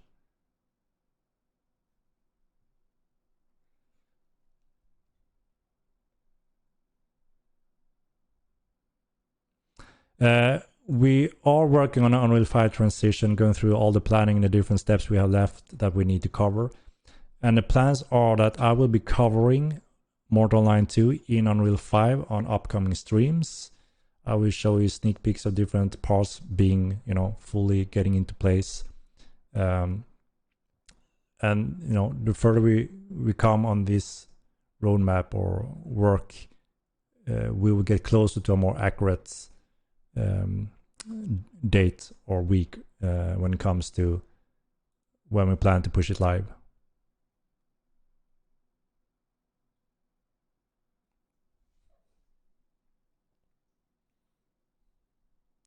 We managed to get more defensive spells, pushbacks, blind, short durations, down or slow. Yeah, so we got blind with necromancy and pushback. There's a pushback spell in the elementalism school that is actually the next school. So yeah, for sure, a lot more over time.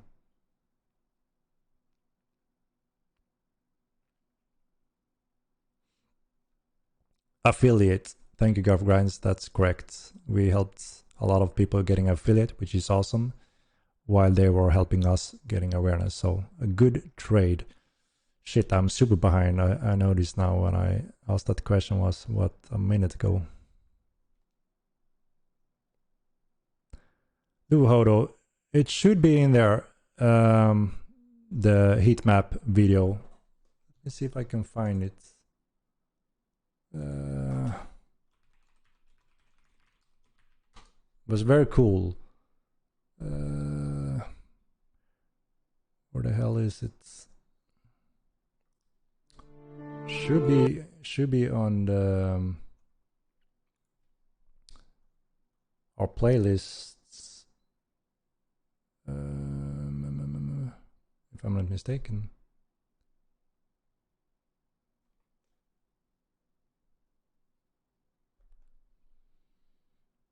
Or where the hell? Yeah, there it is. So this. Oh, Jesus. I can link it to you. The video I talked about that we did, or I can show it. Shall I link it or show it, guys?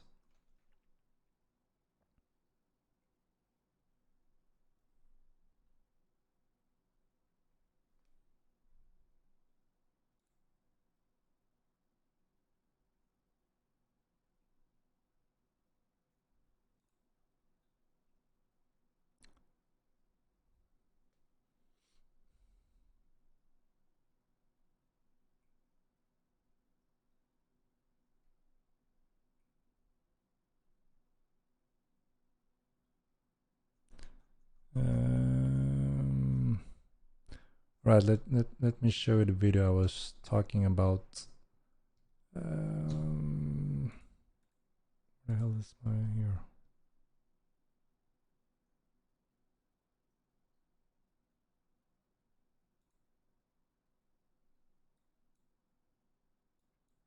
What the hell? No.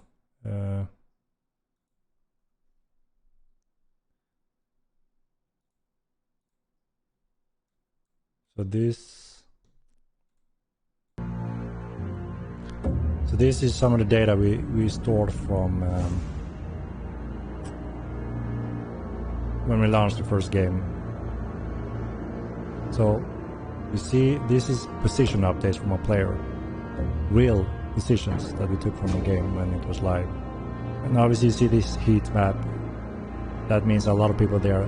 You can even recognize where it is and what city it is if you know the game. No. And then you see another player chasing another one, as you can see here. And then bam, one of them died. So this guy killed that guy. So this was generated just from the last few days, which is pretty impressive. So Galcor, you know, the evil city. Look at this. This is insane. So the red dots are death, and the white dots are player positions. So this is all only stored player positions. And look how it creates a 3D landscape. You can even recognize that this is Galcor. This is how detailed it is. Pretty impressive, right?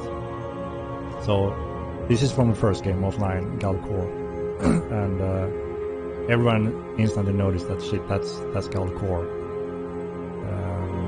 Meduli, the fountain in the middle. You know, so yeah, really cool. And we see all those red dots down in the water, up in the roof. That's death location. And look, the whole freak. It looks like a terrain, right? But it's only position updates, dots, and all those put together creates this freaking detailed map. And we didn't want to reveal too much, but this was just a few days after release. That's why we just cut it before we show too much, because people could get the map if we showed all this in a great scale. And now I will, wanted to pull out all the data to see how detailed the entire content is based on these positions. So yeah, pretty cool. Monker, right? You recognize the location. Quite similar to the second game CD layout as well. But yeah, how cool is that it shows the lakes, the mountains, just based on position dots updates.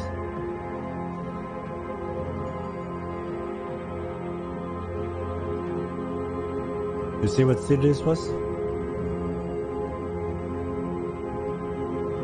Look at the deaths.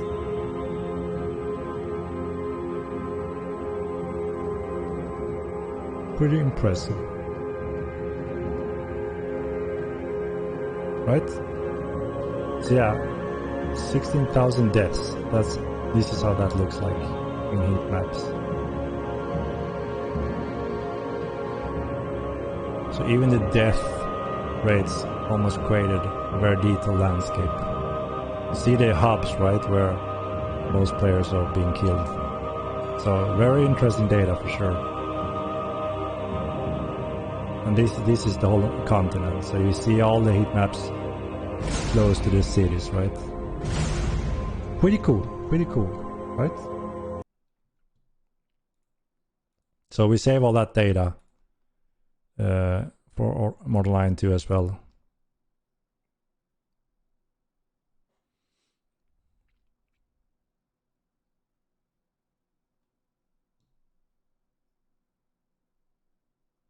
And all the red dots in the water. Yeah.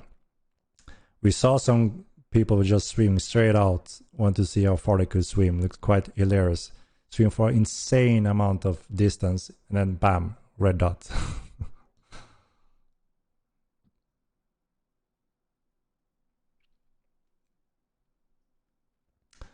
Looks like some trippy space stuff, indeed.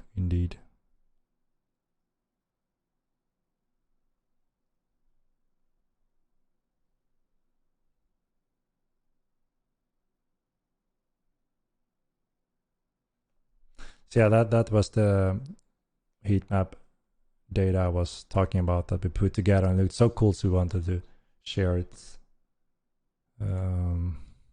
Yeah.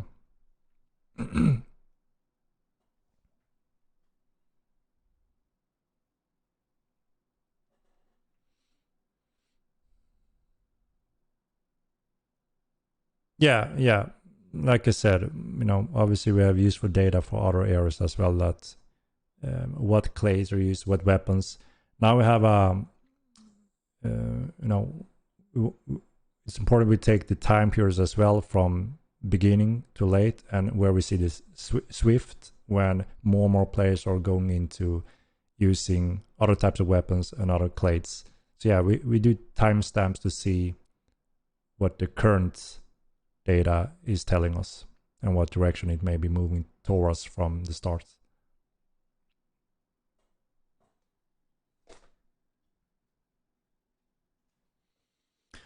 Really cool data video. It's interesting to see it actually represent the number of prices though. Yeah, indeed.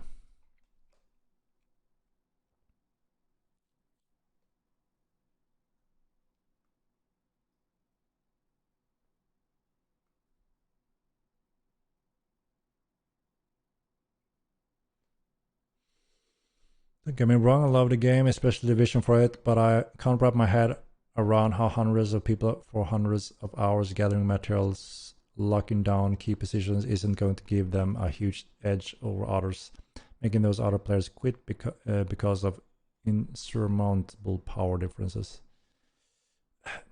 I mean, a little bit like we talked about before. So there's so many different new features and eras entering the game, and yeah, if we only enable, like we did now, a huge, well built necro dungeon. Of course, people were hungry for content. We delayed that patch for a while, so it was no doubt that would become a hotspot, and big groups would fight for it and dominate it. But we also saw those big groups changing over time, depending on how many they had, who fought back who, and that was constantly changing, and people had a lot of fun doing it. And then, since it's one server, there's, the downtime is a little bit different from regional based servers. It may be that, okay, now the Americans are waking up, the Europeans are a little bit more asleep, and then that changes and switches a little bit. Usually there's not one guild just locking it down and that's it. They're spending all their 24 hours in that location, especially when we add more and more over time. And like I said, there's new currencies to access some of these assets, and it's start from scratch, and some of those currencies are not locked to one environment or one area. So that means anyone can start farming that anywhere in the world.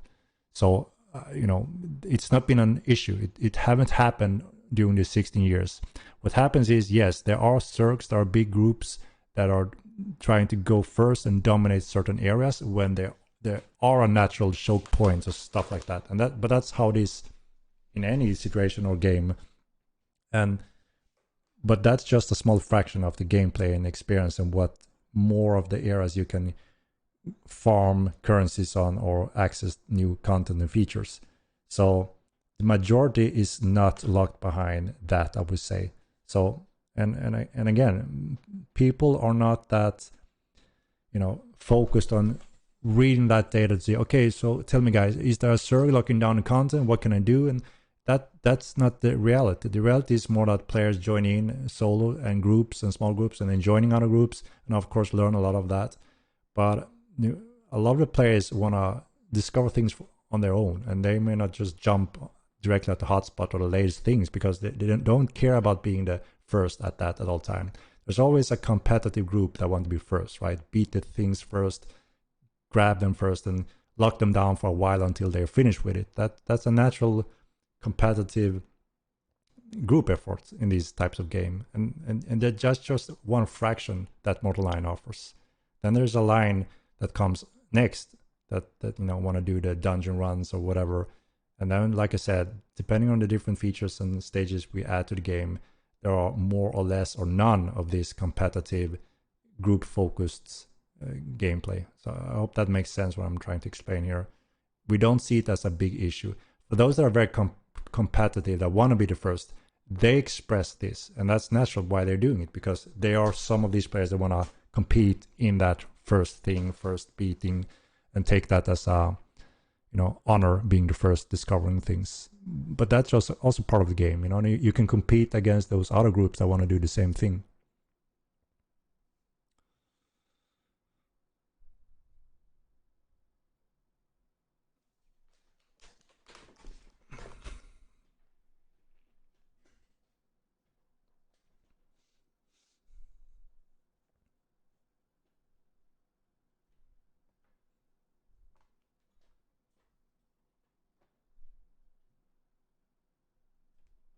Are plans to make attacking in towns possible?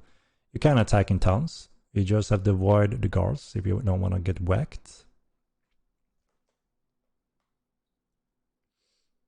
Can make more royal? No need to. You will have that royal in the game, in arenas and those systems in the future.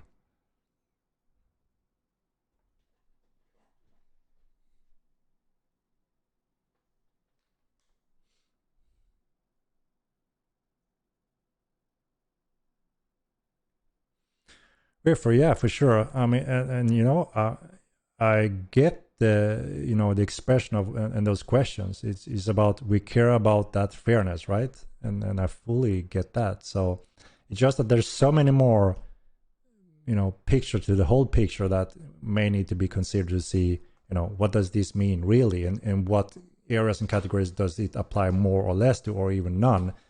And that's what I'm trying also to show, that there's so many more layers to many of these questions that you may not think about at first, until you kind of discuss them and see also what kind of players are playing the game also. Everyone is not wanted to be in that huge group or competitive group or being the first. A lot of them are solo, just want to explore the world, and then some want to play with their friends only in small groups and be able to do that in a fair way. And then obviously if they run to this hotspot, if there's a huge guild alliance with 100 people and they are a threat, then obviously that's going to be rough at that time. But that's optional to go to this hotspot if there is one of those at those circumstances. And yeah, the Necroplace dungeon was a good case of a hotspot for sure, but I wouldn't say that Koto locked it down and was ruling it.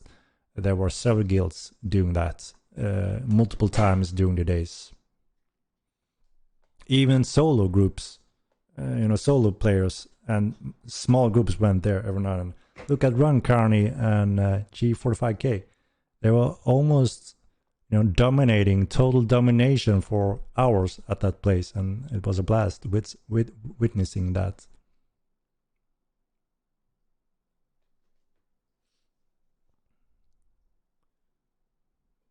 I'm guildless, QNC.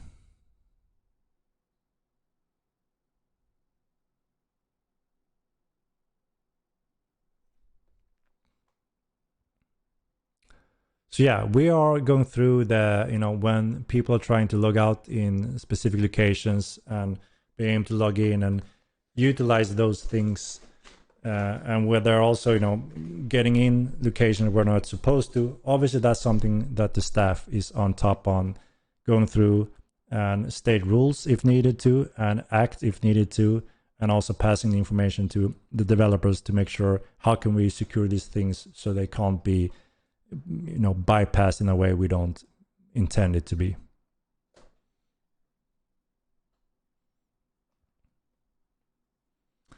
Is there anything you can share about the future weapon special abilities? Yeah, I talked a little bit about them before, but some examples just to, again, give you the idea is that, you will have a cleave option with access, for instance, where you can bypass the blocking. It's a very violent strike, but you're also vulnerable for that stance, and you may be a little bit locked to performing that strike. So that is the risk with it, right? You can commit and you can bypass a parry, but you may also open up for a little bit a window of weakness. That is one type of example of moves, and there will be variations of that.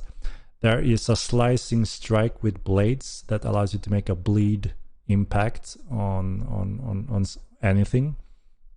We have the specific backstabbing states with daggers. If you sneak up on, manage to do a backstab. So there will be specific hitboxes. When you perform them in the right way, you may have a bonus, and you get that effect that is applied to those weapon groups. So yeah, that's some of those examples that we're looking at. So every weapon group will have at least one in one of those packs when we update for adding special moves. And then, you know, over time there will be more.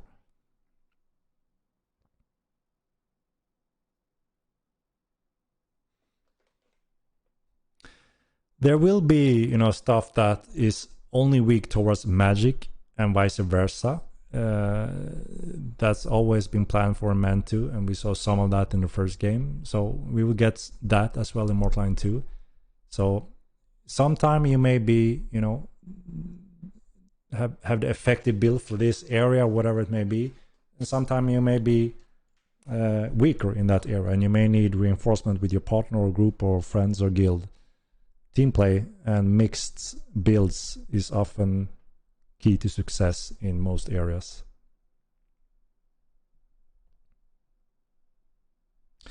I understand Mortal Kombat 2 would never have main storylines, quests like WoW, Elder Scrolls, etc. But do you think Mortal 2 having side quests in the future? Maxi PC. So the thing is, we talked about this for many years, right? When Mats started to write all the lore and history of Nave. And when I read everything he was writing, it blew me away in terms of, holy shit, this is like Lord of the Rings level tier, Game of Thrones level tier. I think it was a genius when he invent all this history and lore and how he make it very deep and meaningful. And obviously I was eager to see, wow, I can't wait until players get to experience and read this and learn about this. At the same time, say, no, Henrik, we need to be very careful here, because half of this may be, you know, before human were living in Nave. So obviously they can't know about it, but there's past history and lore and stuff to find and figure out. And there were so many twists on information on the different clades and races and how everything, you know, went to be, which was very exciting, I think. And obviously I want as much of that is possible for that to be in the game. So because that will kind of mold a history, not a typical quest line indeed, but it at least give you the holy shit, you know, and I didn't know this about that, and that's interesting, give more depth to the different areas and clades and all that. And then also now over time, when we're adding ability to add ways to communicate lore and history and quest types, we do plan to expand on that heavily now. We did plan to do that in the first game as well, but we didn't have resources and we couldn't prioritize it back then, which was quite sad because it's a big part of the RPG game.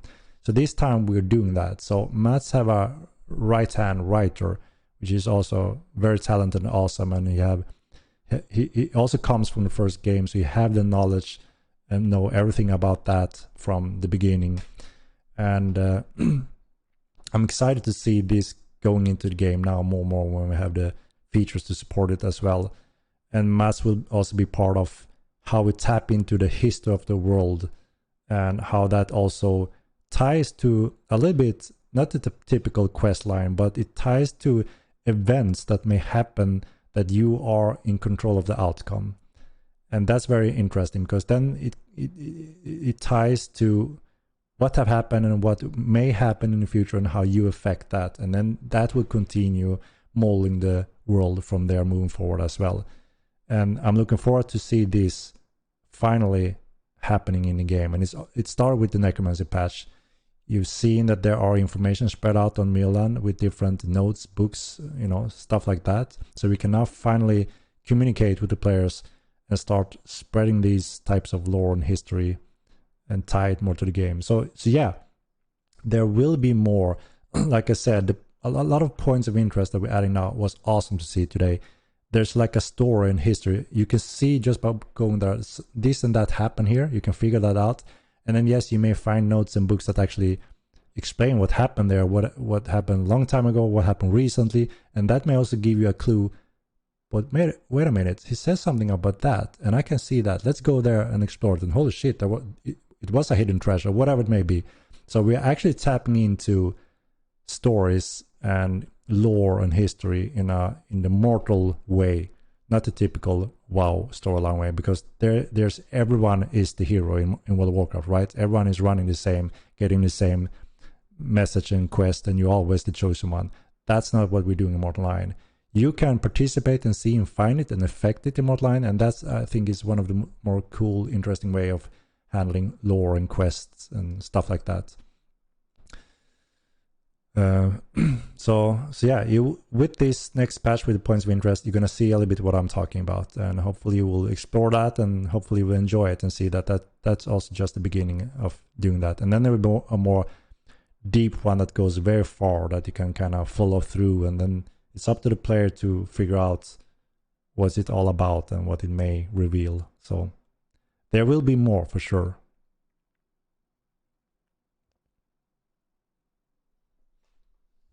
Will there be airplanes? No. No airplanes, no tanks. It's not that type of time era.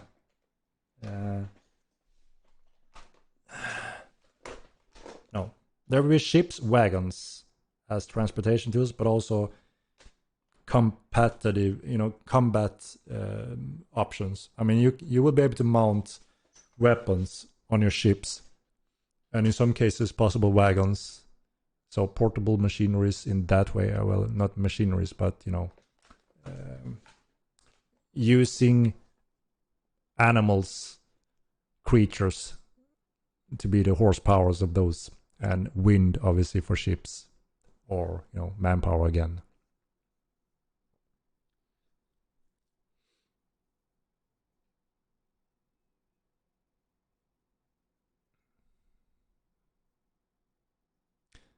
We get time travels, we can get tanks and planes. No, I don't think so.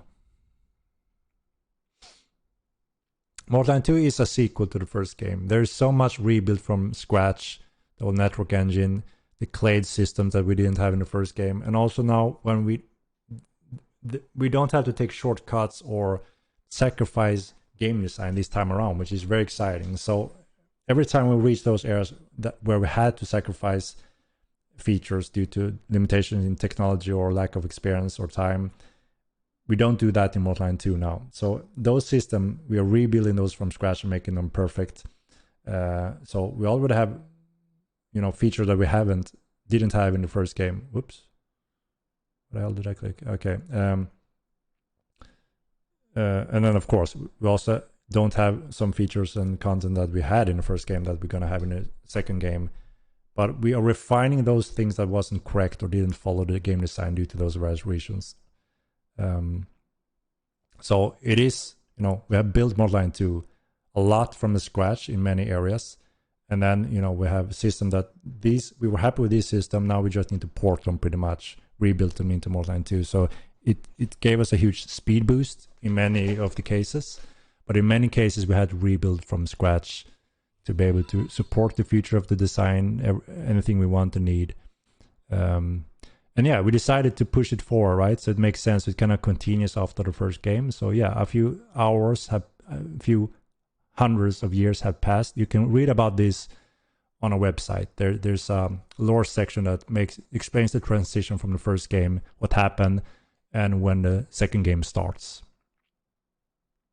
So yeah, it is in the same universe. It's just a couple of 100 years after the first game. So you will recognize the continent for sure from the first game. But yeah, it's so much more detailed and larger and improved in many, many ways. You're a giga chat, bro. Brad, no. Will it get ships Mortal Line 3? We'll get ships in Mortal Line 2, yes.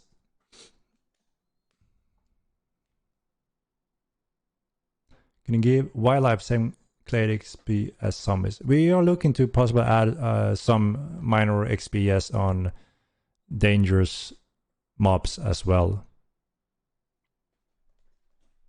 Insectoids took over. That is a good summarize indeed. A conflict happened. Disaster struck. It's cool lore, so I suggest to read about it so you can get that, background for the game as well. Wait until Model on 5 when Henrik has learned something from this mistake and Ben makes a good game. Yeah, you don't have to wait that long. You just have to wait for the Epic Game release, and we are set, Wukufa. And hope you will enjoy it then. Love to see you interview Lord British. Been playing some UO for the first time ever, and I see the inspiration very clearly. Rifford, yeah, that's one of the biggest game inspiration for sure. Like I mentioned before, started beta testing that back in '96, played it since release '97, and I played it for about 11 years. Quite a lot. And yeah, that opened up everything for me. I thought, holy shit, this is the game, the game experience I'm looking forward to, and think about the future when that can evolve and be even more awesome. And yeah, that brought us here when it comes to building Immortal Online as well. Was indeed an awesome game, for sure. How do I get the key? You can buy it on Steam.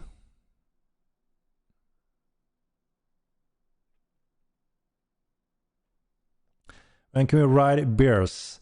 Yeah, I covered that before as well. So the system is already finished. You can mount anything, including players, but we need manpower to animate all the new creatures that we want to mount.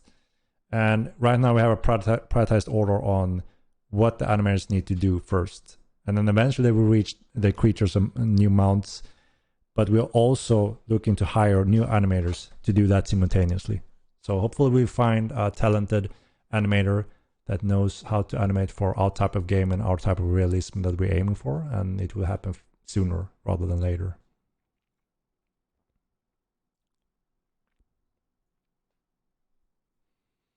I'm from Brazil, the game is too expensive for me. So it is regional prices, so it should be the normal Brazilian price for you as well. So around the prices you buy games on Steam is, what you buy Mortal Kombat 2 for as well.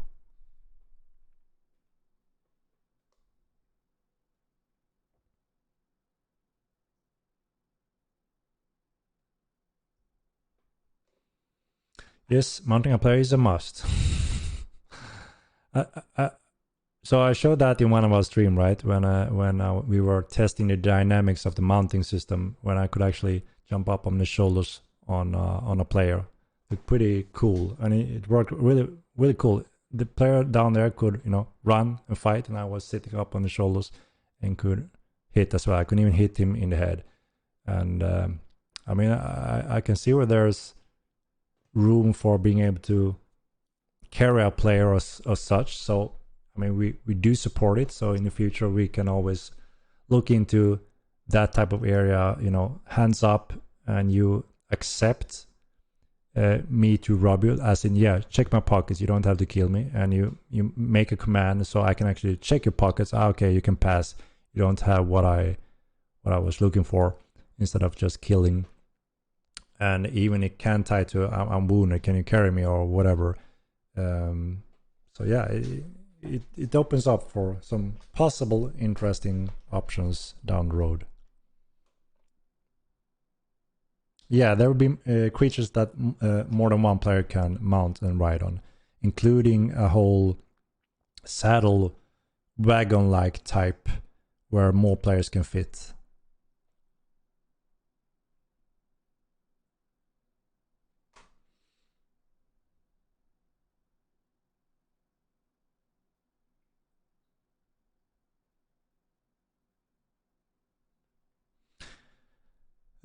Yeah, we intend to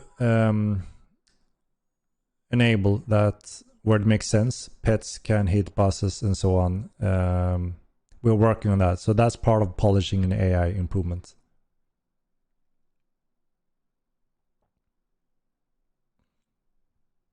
We'll be able to cast magic with fist weapons out. So you need your fingers to cast spells like in ecumenical school and such, but there are schools again with different rules where you can actually cast with one hand free only, like a side hand, so you can use one weapon or whatever, a shield in one hand, and use the other hand to cast some spells. We have staff magic where you can actually wield a staff while you are casting magic as well, and strike with the staff. So there are some additional options along with a few of those schools that we have on upcoming roadmaps. Now my neck is getting sour again. It's when I'm leaning forward, guys, to the mic. I feel the pain after the 4 hour mark. It's getting there in my neck.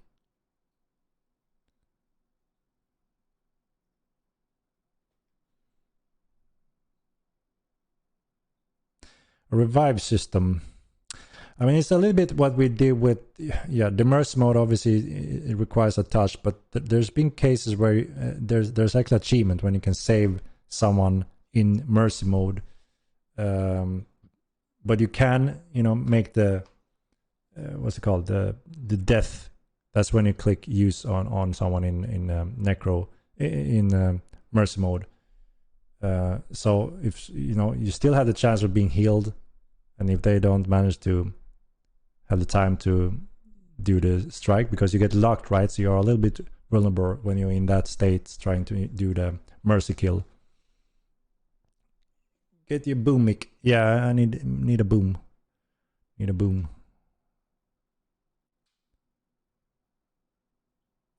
You need a good backrest, better chair, man. I have a good office chair. It's not that. It's just that when I'm talking into the mic, I have a tendency in leaning forward, and the head weighs a few kilograms, right? So after a few hours, you feel that pain.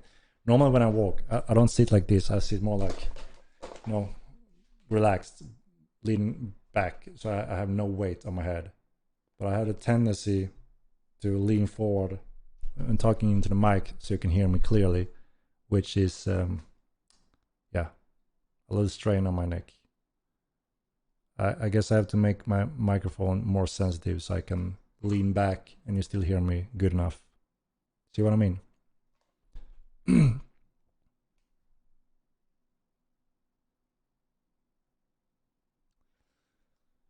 All right, guys. I'm getting sweaty here because it's way too hot still. And we are getting close to a 4-hour stream today.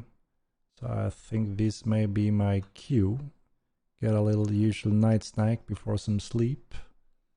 Wanna see the tattoos? What tattoo? What tattoo?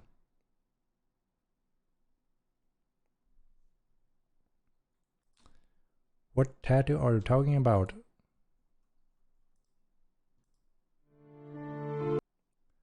So, if you missed it, this will be published tomorrow morning. I'm very happy how it turned out, and you guys have been the actors, even though you didn't know about it. We recorded all of this during the beta with the players live. Thank you very much for that, and I think it's a really nice trailer, explaining a little bit what Borderlands 2 is all about. Hopefully it will make some awareness and people get interested in the game. And we will release a new trailer with Unreal Engine 5 and the epic release that's gonna make it look insane. And I will do updates in future streams showing you Borderlands 2 in Unreal 5, and that will look spectacular. Some of the stuff, holy cow. That's all I can say at this point.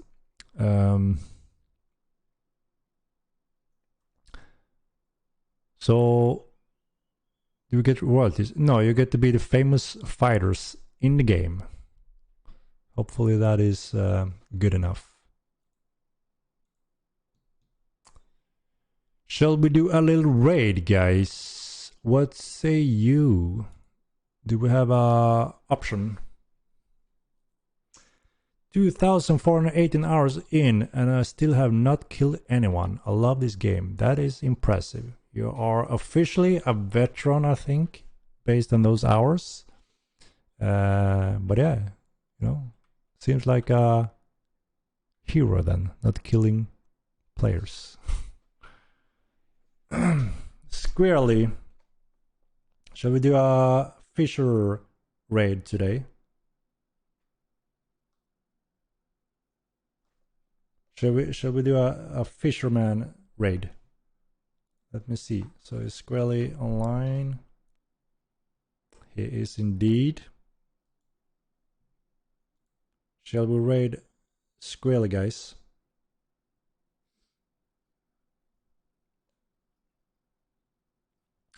Yeah, I think it was quite a while I raided Squarely, right? I have raided Avira as well. I tried to make a rotation. We have a few new streamers as well, it looks like.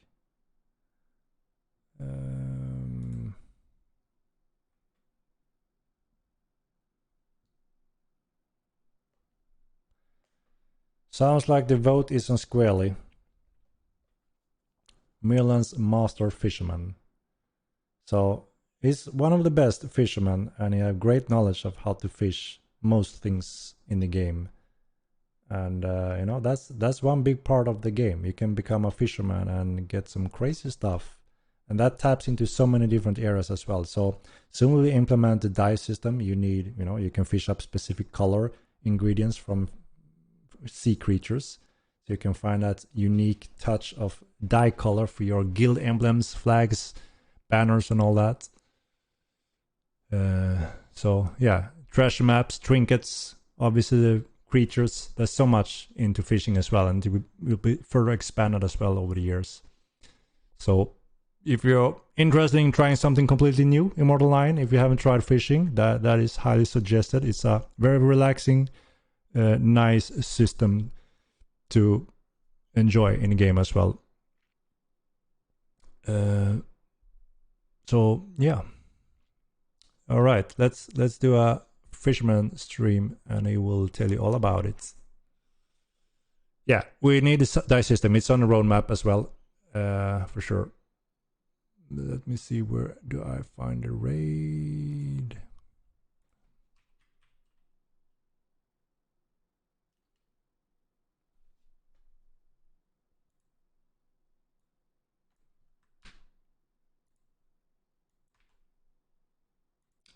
All right, let's do a raid. And so again, thank you guys for participating, tuning in to today's stream. We have some soon some exciting sneak peeks of Unreal Engine 5. So we're gonna make a little update announcement and tell you all about it, and then we're gonna show you that progression in upcoming streams. And so yeah, and we will also have more in-game events. I'm gonna run in and get killed and see how long I manage to survive. It's always fun.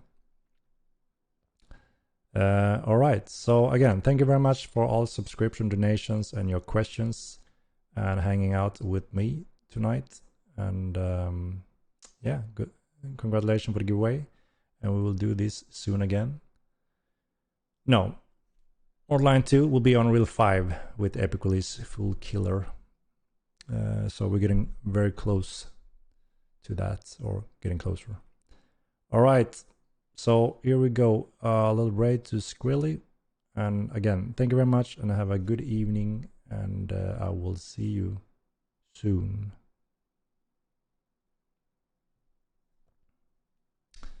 All right. Good night, everyone, and thank you.